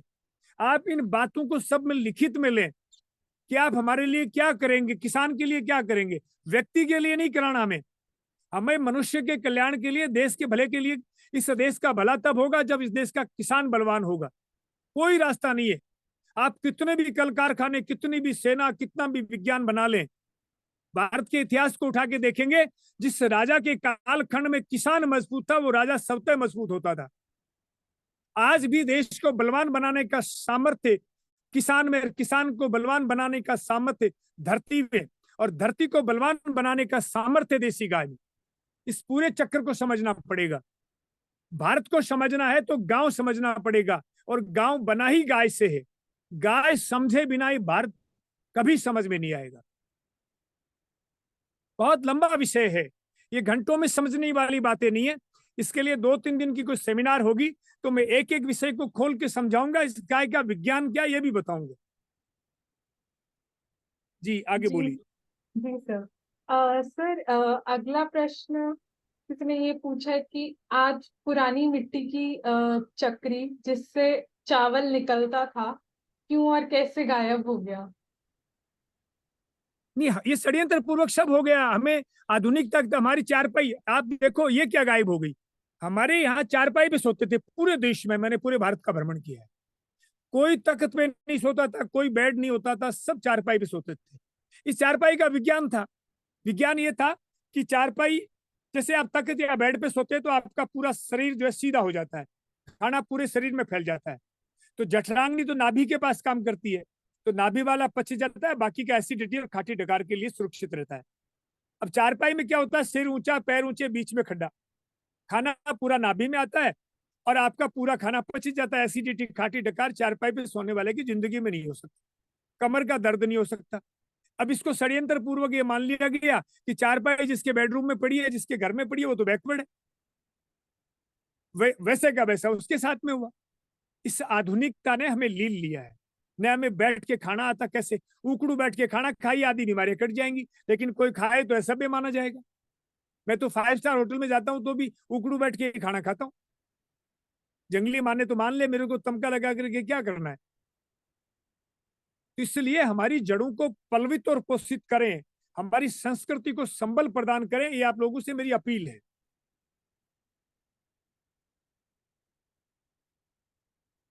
जी सर। सर, अगला प्रश्न ये है कि किसी ने पूछा है कि जो आपने कॉन्सेप्ट बताया था गाय, सूर्य और भगवान का, कि वो कैसे घर को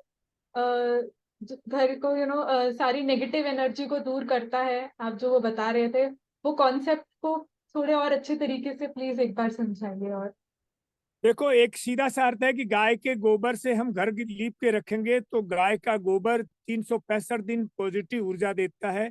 सीमेंट के जितने पहाड़ खड़े किए हैं वो 365 दिन नेगेटिव ऊर्जा देती है। सीमेंट की दीवारें मरी हुई है, गाय की गोबर की दीवारें जिंदा हैं। वो पॉजिटिव ऊर्जा देती है और वो नेगेटिव ऊर्जा देती है। गाय का घी का दीपक यदि आप जलाएंगे तो ये बांस की अगरबत्ती विनाश का कारण है। इसका विज्ञान है। बांस अपने जीवन काल में पीपल से 1.5 गुना ज्यादा ऑक्सीजन देता है और सबसे ज्यादा कार्बन डाइऑक्साइड जो है वो ग्रहण करता है। जब वो जलता है सूखा होने के बाद में तो वो टोटली कार्बन डाइऑक्साइड ही छोड़ता है। तो वो विनाश का तांडव। इसलिए हमारे पूर्वजों ने कहा बांस और वंश जलाना एक समान है। हमारे प्रत्येक आडंबर और अंधविश्वास जिसको कहते हैं उसमें विज्ञान छिपा हुआ है। बिना विज्ञान के इस भारतीय सनातन संस्कृति में, इस भारत की धरती में कुछ है ही नहीं। तो दीपक जलेंगे तो ऑक्सीजन बनेगी, ऑक्सीजन बनेगी तो नेगेटिव ऊर्जा बाहर जाएगी, पॉजिटिव ऊर्जा आएगी। ऐसे ही पौधे, तुलसा जी का पौधा है और जो पौधे हैं जो सकारात्मक ऊर्जा देते हैं, तुरंत जांच हो जाएगी। कभी ट्रेनिंग होगी तो मैं बता दूंगा आपको कि पौधे की नेगेटिव और पॉजिटिव ऊर्जा को कैसे जांचें आप। ये सब मैं आपको समझा दूंगा, बता दूंगा।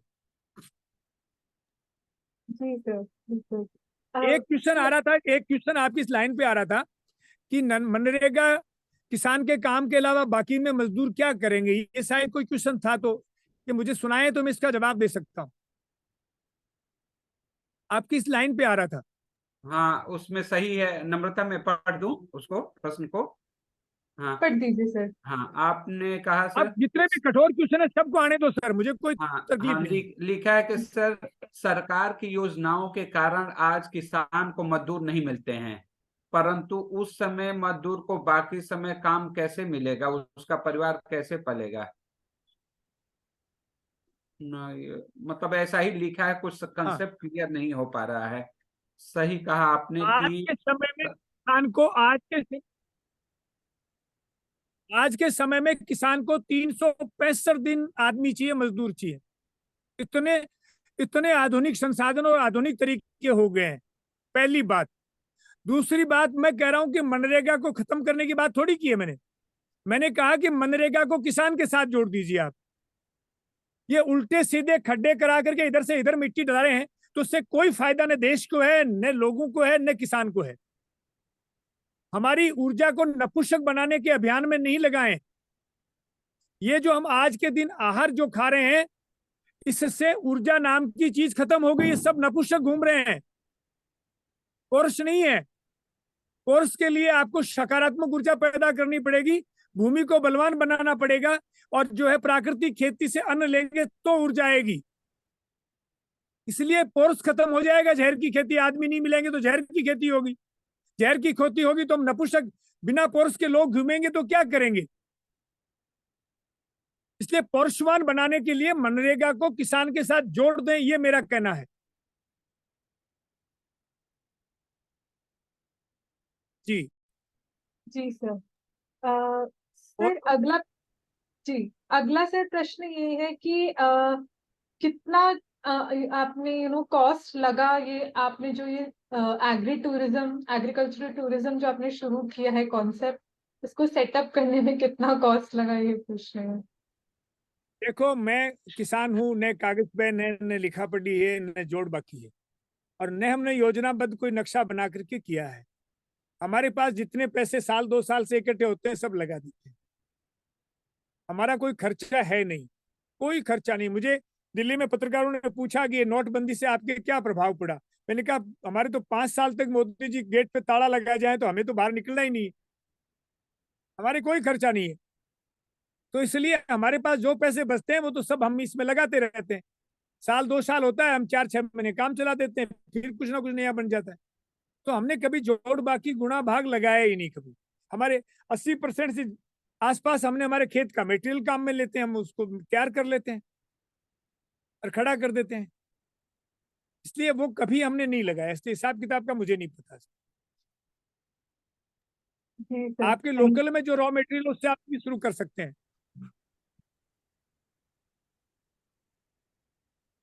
जी सर। अ, सर किसी ने ये पूछा है कि आयुर्वेदिक फार्मिंग फार्मर्स करें, इसके लिए हम उन्हें कैसे मनाएं, हमें क्या करना चाहिए? आई थिंक आयुर्वेदिक फार्मिंग, मुझे इतना ये कॉन्सेप्ट। यदि हमारा आयुष मंत्रालय जिंदा और जागता हो जाए तो देश के किसानों का बहुत बड़ा कल्याण हो जाए। और हमारे प्रधानमंत्री जी की सोच है कि ये देश 3 चीजों से दुनिया का सरताज बन सकता है: आयुर्वेद, शिक्षा और कृषि। ये आयुष मंत्रालय को प्रधानमंत्री जी अपनी सोच के अनुरूप नहीं ढाल रहे हैं।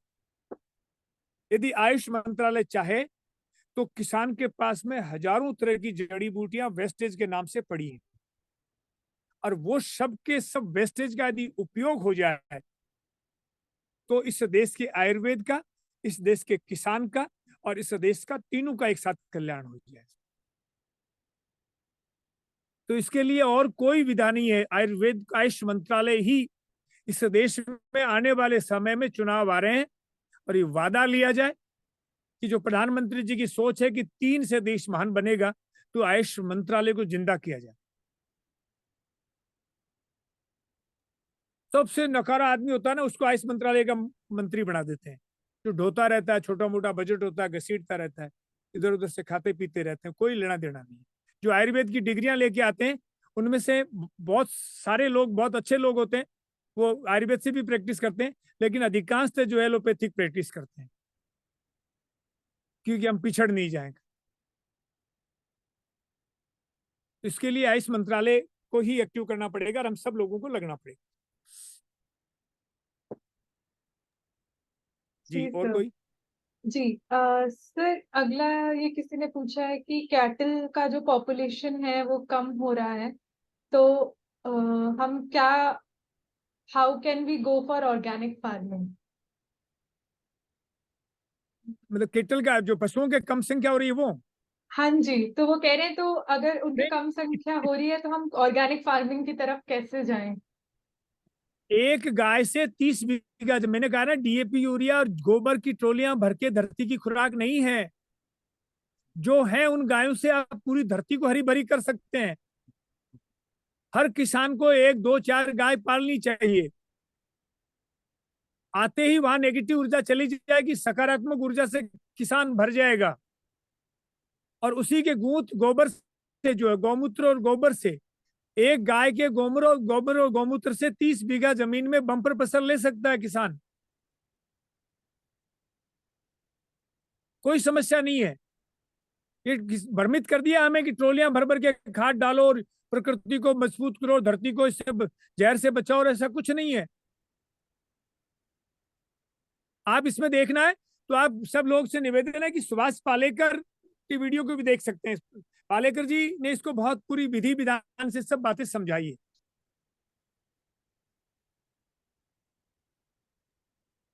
जी सर। सर अगला प्रश्न किसी ने ये पूछा है कि प्राकृतिक खेती में उत्पादन कम आता है, पूरी लागत नहीं निकलती, तो किसान रसायन के साथ जाता है, ऐसे में क्या करें?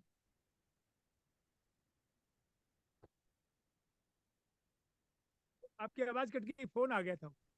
अच्छा अच्छा, जी सर, मैं रिपीट कर देती हूँ क्वेश्चन। हाँ जी।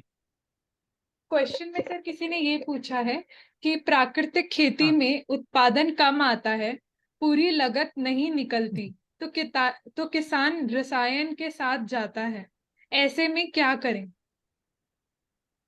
नहीं, प्राकृतिक खेती में लागत ज्यादा आती है, इसको मैं मानने को तैयार हूं, लेकिन तैयार नहीं हूं। लेकिन मजदूरी की लागत ज्यादा आती है, इसमें कोई शक नहीं है। तो लागत मजदूरी वाली मनरेगा जुड़ जाती है तो वो लागत भी कंट्रोल हो जाएगी, एक बात। दूसरी बात, उत्पादन कम होता है ये बिल्कुल भी स्वीकार्य नहीं है। आप यदि सही विधि विधान से प्राकृतिक खेती करते हैं तो आपका उत्पादन कभी कम, मतलब 19-20 का कोई फर्क हो सकता है, बाकी कोई ज्यादा लंबा चौड़ा फर्क कभी नहीं हो सकता, लेकिन उसकी जो गुणवत्ता आएगी, जो आपका जमीर जो जागेगा, वो बहुत महत्वपूर्ण हो जाएगा। और उसकी आपकी जो उत्पादन में जो कॉस्ट आ रही है, जो लागत, जो दूसरे रसायनों के जो खाद बीज के पैसे आ रहे हैं, वो सब आपके बच जाएंगे।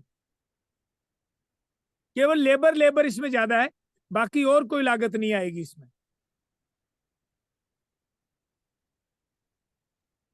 जी सर।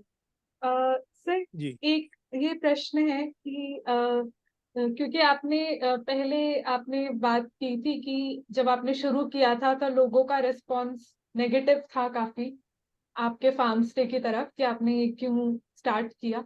तो अब लोग जानना चाहते हैं कि क्या अभी आप जिस कम्युनिटी में रहते हैं, क्या वो अब सपोर्टिव है आपके आइडिया से, या अभी उनका कैसा रिस्पांस? हाँ, अब बहुत अच्छा रिस्पॉन्स है, लोगों को बहुत अच्छा लगता है। मेरे गांव के लोग भी, अपने मेहमान आते हैं तो उनको मेरे यहाँ विजिट कराने लाते हैं और गर्व महसूस करते हैं कि देखो हमारे गांव में हमारे ही व्यक्ति, हमारे इस बीच का व्यक्ति जो है उसने ऐसा खड़ा किया है।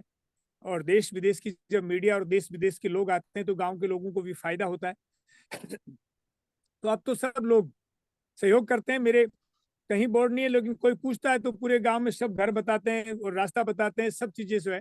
अब कोई नकारात्मक विचार मेरे अड़ोस पड़ोस में और मेरे गांव में और मेरे शहर में लोगों का नहीं है। एक बीच में और प्रश्न है नमता, एक जी वो सर। भी पूछ लीजिए। किसी जी ने पूछा है, वो शायद उनको सब समझ में नहीं आया होगा। ये उखड़ू की बात कर रहे हैं सर, कोई वो दीपक जी हैं ओके। या ये बिगॉप गुप्ता जी हैं। What is the meaning of उखड़ू? उखड़ू आपने एक कुछ बोला था सर, जो बैठने वगैरह का हमको लग रहा है कुछ है। मैं हाँ, 5 जैसे स्टार पहले होटल में जाता हूँ तो भी मैं वही। हमारे देसी तरीके से टॉयलेट में जाते थे ना, बैठते थे हम टॉयलेट देसी वाले में, वैसे ही बैठ करके भोजन करना चाहिए। हेलो। जी जी सर। अपने जो देसी टॉयलेट होते थे ना पहले, अपने भारतीय टॉयलेट, जी उनमें जैसे बैठते थे वैसे ही बैठ करके भोजन करना चाहिए। अच्छा, इसको उकड़ू बैठना कहते हैं। ठीक। Okay sir. सर जी अगला जो प्रश्न है वो ये है कि जो ये आजकल का जो ये चैलेंजिंग टाइम है, चाहे क्लाइमेट चेंज के बारे में हो या फिर जो पॉलिसीज बन रही हैं उसका क्या इम्पैक्ट है एग्रीकल्चर पे हो, तो क्या ये एक आइडियल टाइम है जब ऐसे हमें स्टेप्स लेने चाहिए? सॉरी, एक मिनट। हाँ जी। सॉरी, तो किसी ने ये पूछा है कि क्योंकि आजकल का ये जो चैलेंजिंग टाइम है जिसमें क्लाइमेट चेंज की बातें हो रही हैं और पॉलिसी लेवल जो इम्पैक्ट है एग्रीकल्चर पे वो दिख रहा है, तो ऐसे टाइम पे अगर कोई एग्रीकल्चर में जाना चाहे, खेती बाड़ी शुरू करना चाहे, तो वो कैसे इस चैलेंजिंग टाइम में अच्छे से खेती बाड़ी कर सकते हैं जिससे कि उनका जो प्रोडक्शन का आउटकम है वो अच्छा आए, ये जानना चाहते आज का आधुनिक विज्ञान है बहुत सारी, मैं सब टेक्नोलॉजी के खिलाफ नहीं हूँ, सब चीजों को मिलाकर के यदि आज के समय में योजनाबद्ध तरीके से कोई खेती और किसानी करता है तो बहुत अच्छा स्कोप है, इसमें कोई दो राय नहीं है। और जो भी मेरा सब बंधुओं से मेरी एक प्रार्थना है, आप जीवन में जो भी कोई काम करें उस काम को करते वक्त आपको गौरव और गर्व महसूस होना चाहिए। हीन भावना किसान को जो डुबोई है, उस किसानी की हीन भावना ने डुबोया है। जो किसान हुआ क्या कि पूरे देश में जो सबसे उत्तम सोच के लोग थे, जो पॉजिटिव सोच के लोग थे, सब नौकरियों में चले गए। इसलिए वो नीची सबसे जो हल्की मानी गई उसकी उपादेयता बढ़ गई, गुणवत्ता बढ़ गई। और जिनको कहीं कोई काम नहीं मिला वो खेत में जाके बैठ गए और 365 दिन रोने लग गया, खेती घाटा है, बर्बादी है। अरे भले आदमी खेती बर्बादी और घाटा होता तो हजारों साल की परंपरा में पूरा देश और दुनिया खेत से ही चलता था। पूरे गांव का संचालन किसान के द्वारा होता था। जितनी जातियां थी सबको अन्न देने के बाद किसान अपने बच्चों के लिए लेता था। जो सबको पालता था, सबसे श्रेष्ठ जो जीवन था वो सबसे हल्का कैसे था? वो आज स्थिति क्यों बनी, इस पे मैंने बहुत कुछ काम किया है। इसलिए ये विषय नहीं है इससे बढ़िया उत्तम जीने की। इसमें केवल आप 7वां 8वां वेतन आयोग वाला मजाक करना चाहते हो तो वो किसानी में नहीं है। किसानी में 24 घंटे आनंद है, आनंद की लहरें उठती है। जीवन जो है जीने का सही तरीका किसानी है। वो सब करना चाहते हैं, आनंद के साथ जीना चाहते हैं तो निश्चित रूप से किसानी में आना चाहिए। जी सर। सर अगला प्रश्न ये है कि किसी ने पूछा है कि जो मिट्टी के बारे में है कि पीट सॉइल यानी कि पीट मिट्टी या फिर जो काउडंग होता है उसका जो मैन्योर होता है वो, इन दोनों में से कौन सा बेहतर है? क्योंकि बोला जाता है कि जो पीट सॉइल है वो ज्यादा बेटर है क्योंकि जो काउडंग है उसमें काफी हार्मफुल केमिकल्स या पेस्टिसाइड होते हैं, क्योंकि वो जो गाय है वो यूरिया ट्रीटेड क्रॉप्स को खाती है। तो किसी ने पूछा है कि इन दोनों में से कौन सा बेहतर है? नहीं, मैं पूरा प्रश्न नहीं सुन पाया, बीच में फोन आ गया था मेरा। प्रारंभ क्या है? जी सर। सर किसी ने ये पूछा है कि पीट सॉइल, पीट मिट्टी और जो काउडंग है, जो गोबर है, उससे जो मैन्योर बनता है, उन दोनों में से कौन सा बेहतर है? क्योंकि अक्सर बोला जाता है कि जो पीट मिट्टी है वो ज्यादा बेहतर है क्योंकि जो गाय है वो यूरिया ट्रीटेड प्लांट्स को खाती है, तो इसीलिए जो उसका गोबर आता है वो आजकल मिट्टी के लिए अच्छा नहीं है। तो किसी ने पूछा है कि पीट सॉइल और काउडंग में कौन सा बेहतर है? गाय के शरीर में एक विचित्र विज्ञान है। गाय को आप जहर भी खिलाओगे तो गूंत गोबर दूध में नहीं आने देगी। इसलिए थोड़े थोड़े जो रसायन खाती है ना, न्यूनतम। अब पूरा ही जहर खिलाओगे तो अलग क्वेश्चन है, लेकिन न्यूनतम जो जहर की चीजें खाती हैं वो उनका असर गाय के गूंत गोबर में आता ही नहीं है। यह बहुत बड़ा विज्ञान है क्योंकि गाय के आंतों की संरचना ईश्वर ने इसी विधि से की है। तो गाय के गोबर से यदि आपने रसायन वाला चारा भी खिलाया तो गाय के गोबर से धरती को नुकसान होता हो, ऐसा कभी नहीं होता। तो गाय के गूंत गोबर से आप खेती कर सकते हैं। फिर धीरे धीरे जब आपका अन्न निश्चित रूप से जो शुद्ध है वो तो शुद्ध होता ही है, लेकिन यदि थोड़ा बहुत अशुद्ध भी हो, रसायनों से भी हो, और गाय यदि खाती है तो गाय उसको ठीक करने का सामर्थ्य रखती जी सर। सर जी। अगला प्रश्न फिशरीज के बारे में है कि आपको फिशरीज के बारे में क्या आपका क्या आइडिया है और क्या वो नेचर को हेल्प कर सकता है नेचुरली, किसी ने ये पूछा है। फिशरीज मतलब मछली? हाँ जी, जो उसकी जो खेती बाड़ी लोग करते हैं, जैसे फिशरीज की भी। नहीं मछली नहीं पालन की बात की है इन्होंने। अच्छा। नहीं, मैं ये मानता हूं कि विशेष तौर से किसान किसी जीव को हत्या करने के बाद अपना पेट भरे, ये प्रकृति नहीं। तो इसलिए मैं दूसरे जीव को मार करके मेरा जीव को उपार्जन करना चाहूं, मैं मछली पाल रहे हैं, मछली खा रहे हैं, उसका मेरी कोई टिक्का टिप्पणी नहीं है उस पर। लेकिन मेरा ये मानना है कि मैं व्यक्ति से जहां बात करता हूं, तो मैं किसी भी जीव को मार करके या मरवा करके और मेरा जीव को उपार्जन करूं, ये मेरा जमीर मुझे अलाउ नहीं करता। जी सर। सर, अगले प्रश्न की तरफ चलते हैं। सर, अगला प्रश्न किसी ने ये पूछा है कि हरित क्रांति से पहले हमारे देश में प्राकृतिक खेती ही होती थी, परंतु उस समय देश में खाद्यान्न की बेहद कमी थी। हाँ, आप ही बढ़ दीजिए सर। ठीक है, ये नम्रता बहुत ज्योति बहुत अच्छी केरला बात से हैं पूछी जी। है इन्होंने। हाँ, बहुत सही। ये प्रभा जी ने बंधु पूछा जो है है सर इन्होंने बहुत अच्छी बात की है। जी, प्रभा गौर जी हैं, इसका उन्होंने उत्तर मुझे पूछा देना है ही कि था। जी, हरित क्रांति से पहले हमारे देश में प्राकृतिक खेती होती ही थी, परंतु उस समय देश में खाद्यान्न की बेहद कमी थी। अगर देश भर के सभी किसान प्राकृतिक खेती करने लगे तो कितने समय में देश में खाद्यान्न आत्मनिर्भर हो जाएगा आज की स्थिति में, उन्होंने इस बात का जी। बहुत सुंदर क्वेश्चन पूछा इस बंधु ने। मेरी बात सुनिए आप।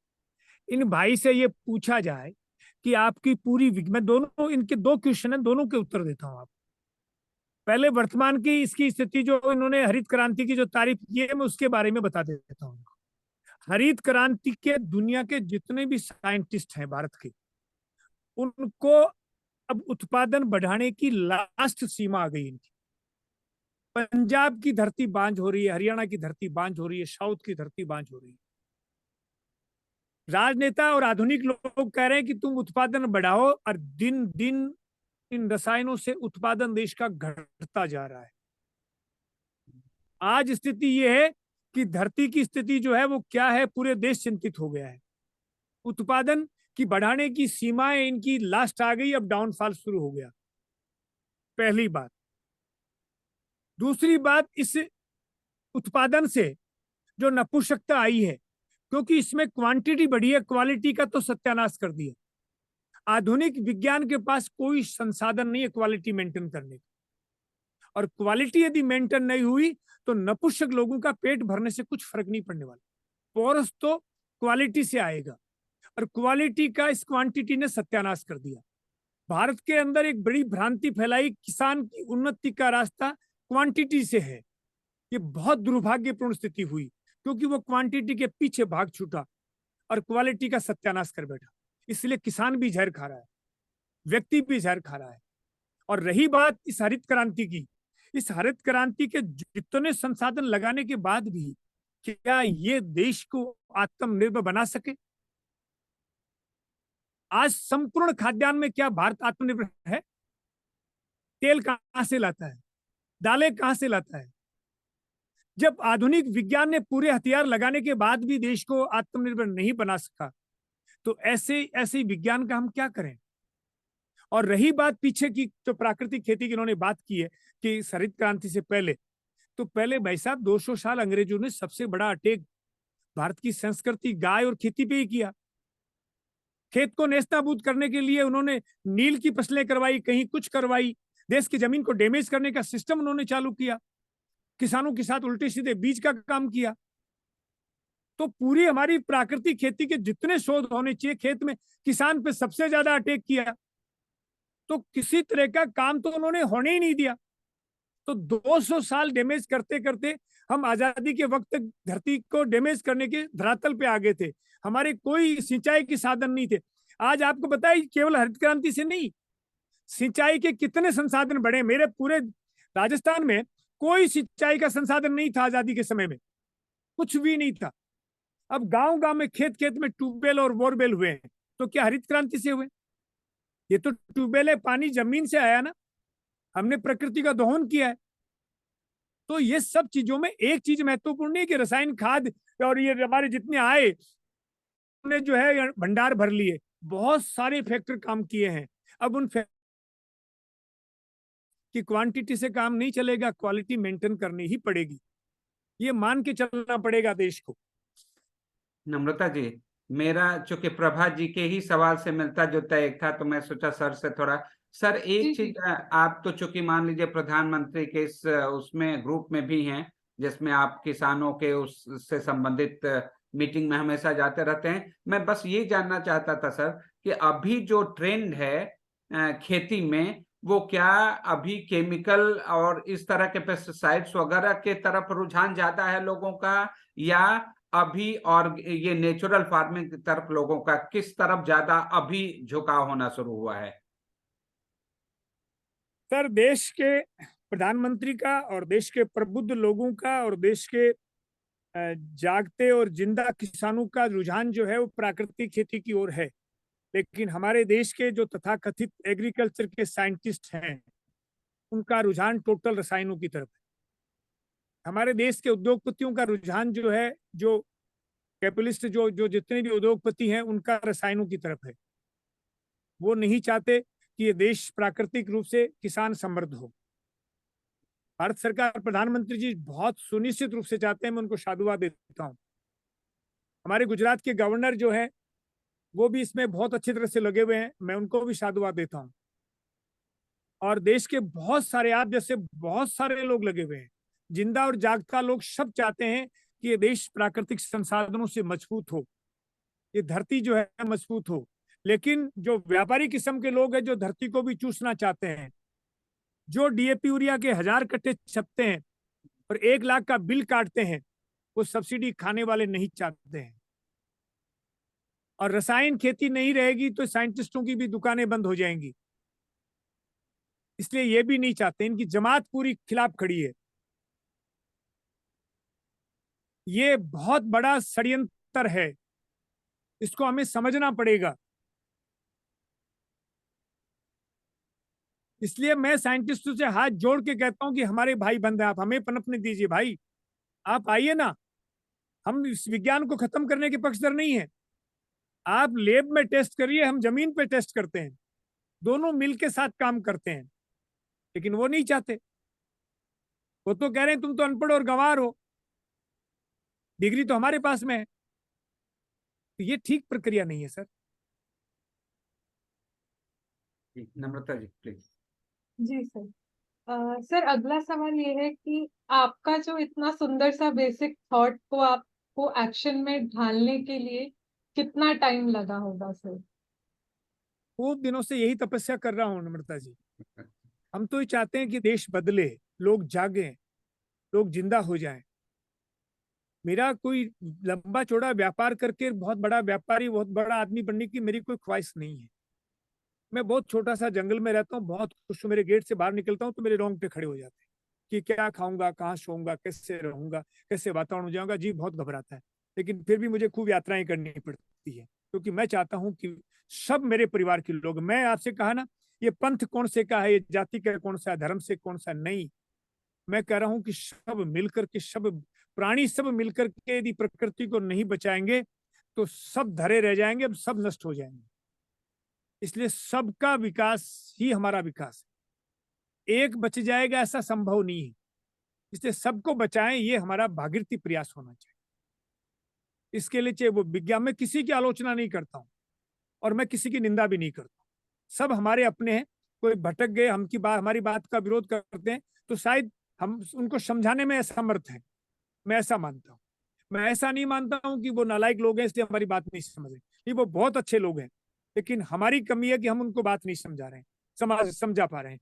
यही वैज्ञानिकों के साथ कहता हूँ कि आप हमारी बात नहीं समझ पा रहे हैं, ये आपकी गलती नहीं, हमारी भी गलती। तो जिस दिन हम तो इस रेखा को लंबी खींचने में लगे हुए हैं कि जिस दिन हमारी रेखा लंबी चली जाए, उस दिन इनके भी समझ में आए। तो ज्यादा से ज्यादा लोग समझें और इसको अपनाएं, और प्रकृति, गाय, नेचर और धरती, इन सबको समझें, तो लोगों का कल्याण होगा, नहीं तो विनाश तांडव नृत्य।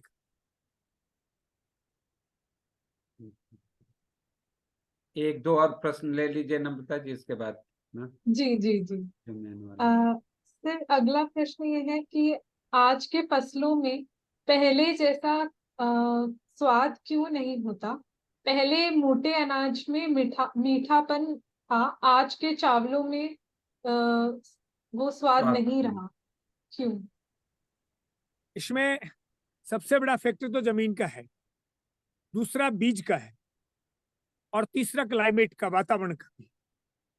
तीनों चीजें अनुकूल होंगी तो वो पुराना स्वाद आएगा। और जहां जहां ये तीनों चारों चीजें अनुकूल है, वहां स्वाद वापस आना शुरू हो गया है, इसमें कोई शक नहीं। तो इन सब चीजों को हम ठीक करें, सब मिलके, एक व्यक्ति करे ऐसा नहीं होगा। हम सब एक ही परिवार के लोग हैं, और सब परिवार जब एक साथ खड़ा होता है तो देश अपने आप खड़ा हो जाता है।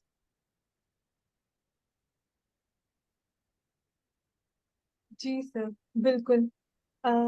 सर, एक आखिरी सवाल क्या करें सर? हाँ जी। ठीक है। सर, एक ये पूछा है कि किसी ने, क्योंकि शायद उन्होंने आपके बारे में पढ़ा है कि आप जो है, आप आजकल आप अपने विलेज में भी या और फार्मर्स को भी आप अवेयर करवा रहे हैं ट्रेडिशनल फार्मिंग के बारे में, जो पहले किया जाता था। तो उसके अनुभव के बारे में जानना चाहते हैं कि आपका ये जो एक मिशन कहूंगी मैं, कि ये कैसा चल रहा है सर?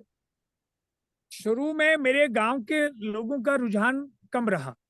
बाहर से लोग आते थे, मेरे काम करने वालों से पूछते थे कि ये जो कह रहे हैं सही है क्या, गलत तो नहीं है, इंक्वायरियां करते थे।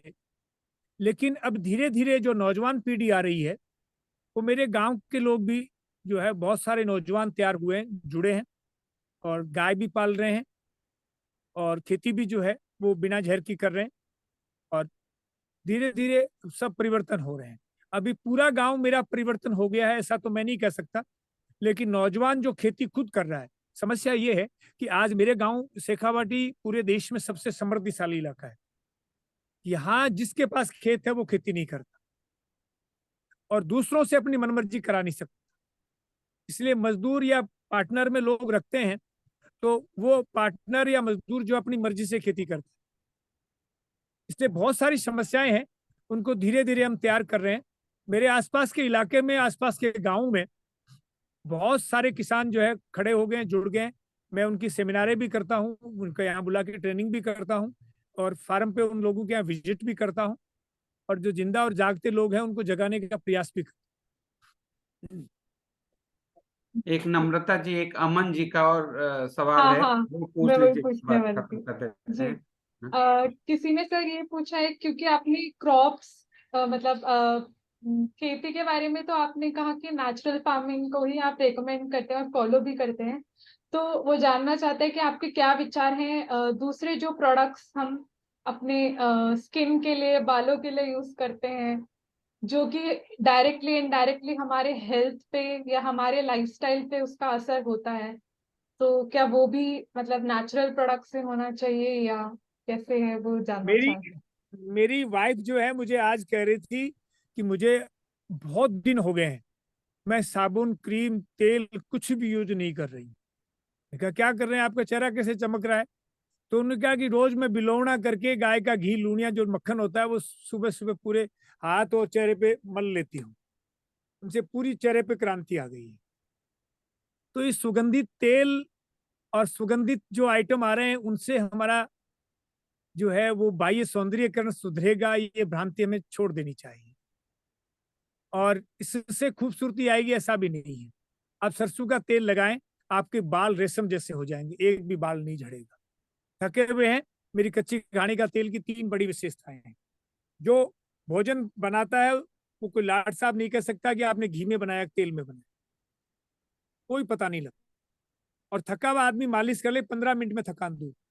बाल झड़ रहे हो तो गर्म करके हल्की सी और मालिश कर लो, तीसरे दिन एक बाल नहीं झड़े आप, और बाल आपके रेशम की तरह रहेंगे।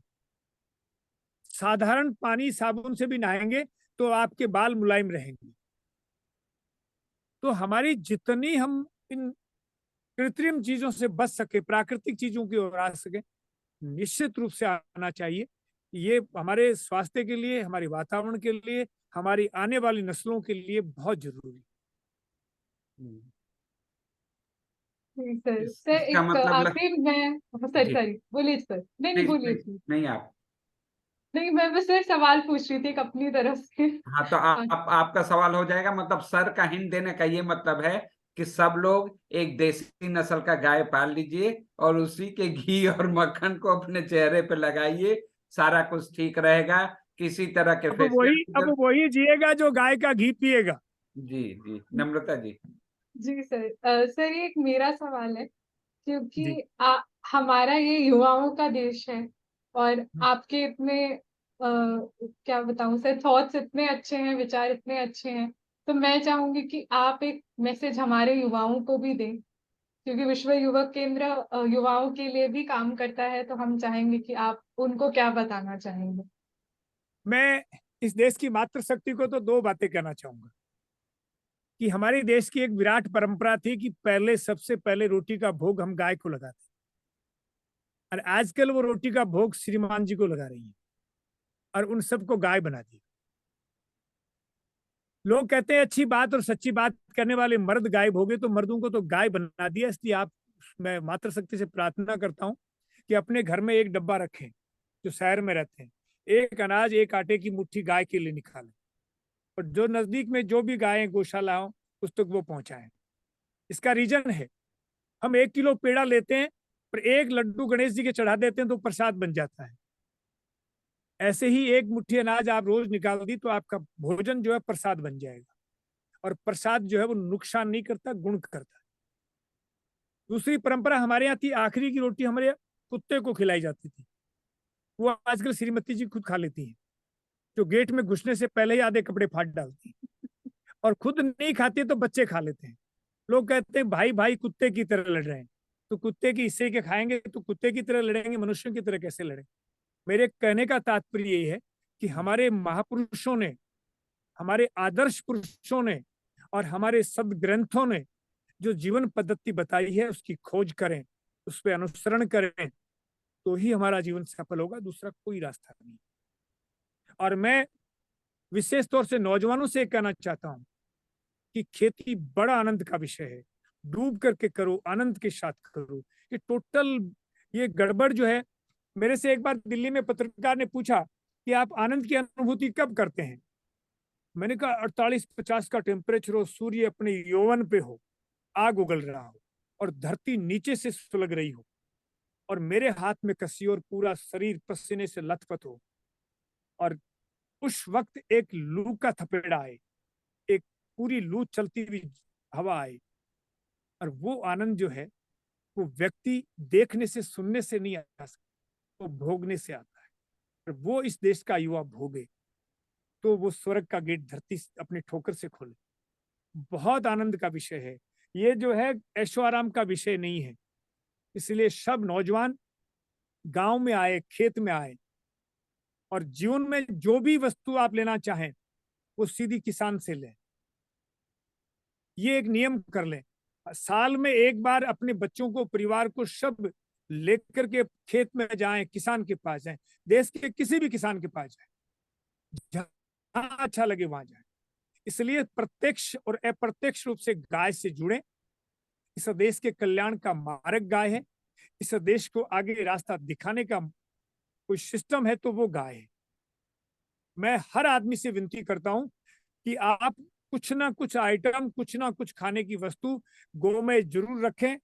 यही मेरी आपसे प्रार्थना है, यही मेरी विनती है।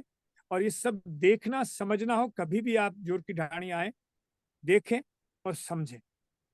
जय गौ माता, जय गोपाल। आप जो समय, मैं विश्व युवा केंद्र को और आप दोनों को विशेष तौर से, दोनों को बहुत हृदय से जो है आभार व्यक्त करता हूं।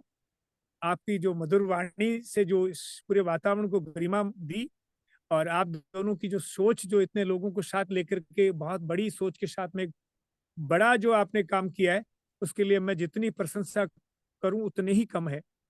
वो मेरे शब्द नहीं है मेरे पास में जो मैं आपसे प्रशंसा कर सकूं।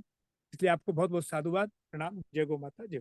धन्यवाद सर। सर, और मैं ये बताना चाहूंगी, शायद आप बिजी थे हमारे क्वेश्चंस को आंसर करने में, आपने चैट बॉक्स नहीं देखा हो। हमारे पार्टिसिपेंट्स देश के अलग अलग जगहों से जुड़े हैं, काफी लोगों ने आपको उड़ीसा, मध्य प्रदेश, हर जगह आपको बुलाया है, इनवाइट किया है कि आप आए, उनकी भी, वहाँ के किसानों को भी ऐसे ही जागरूक करें और काफी लोगों ने ये भी लिखा है कि वो भी आपके वहां आएंगे, आपका काम देखेंगे, आपसे मिलना चाहते हैं, आपके काम को बेहतर तरीके से समझना चाहते हैं, आपके विचारों को समझना चाहते हैं।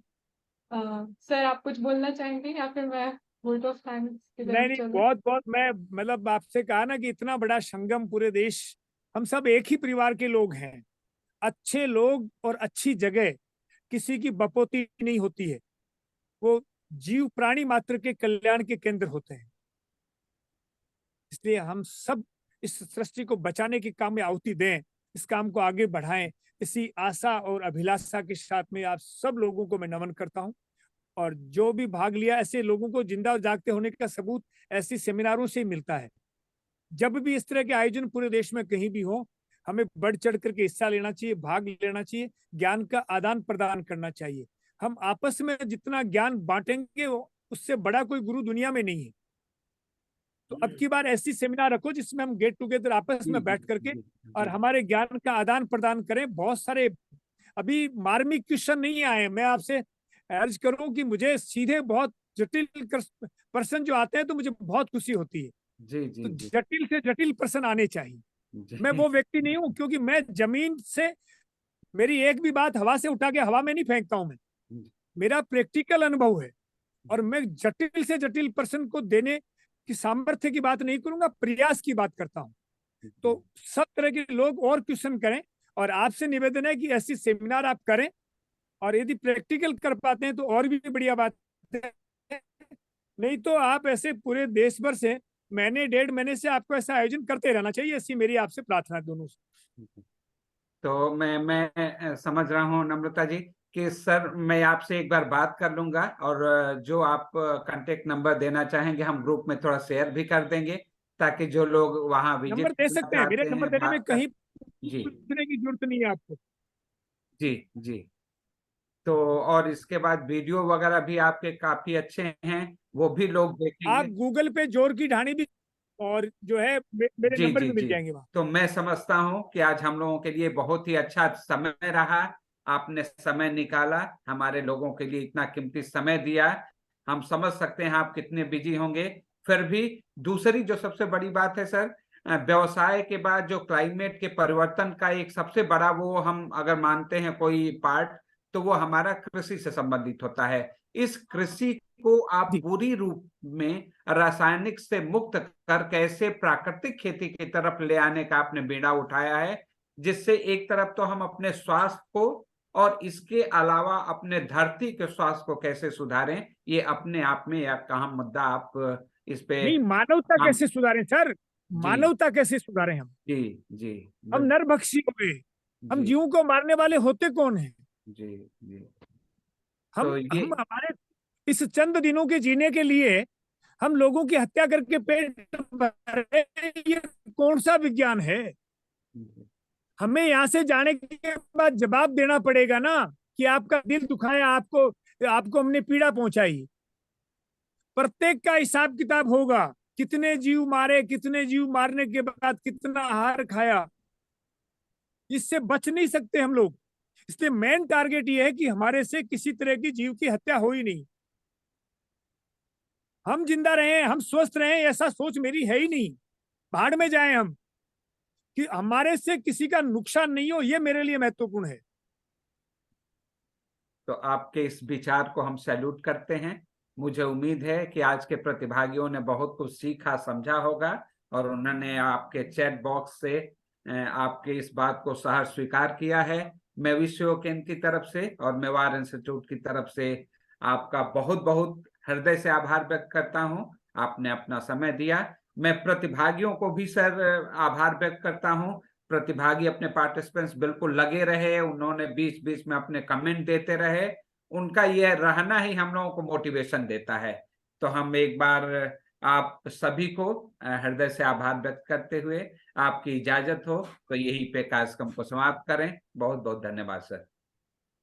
धन्यवाद सर।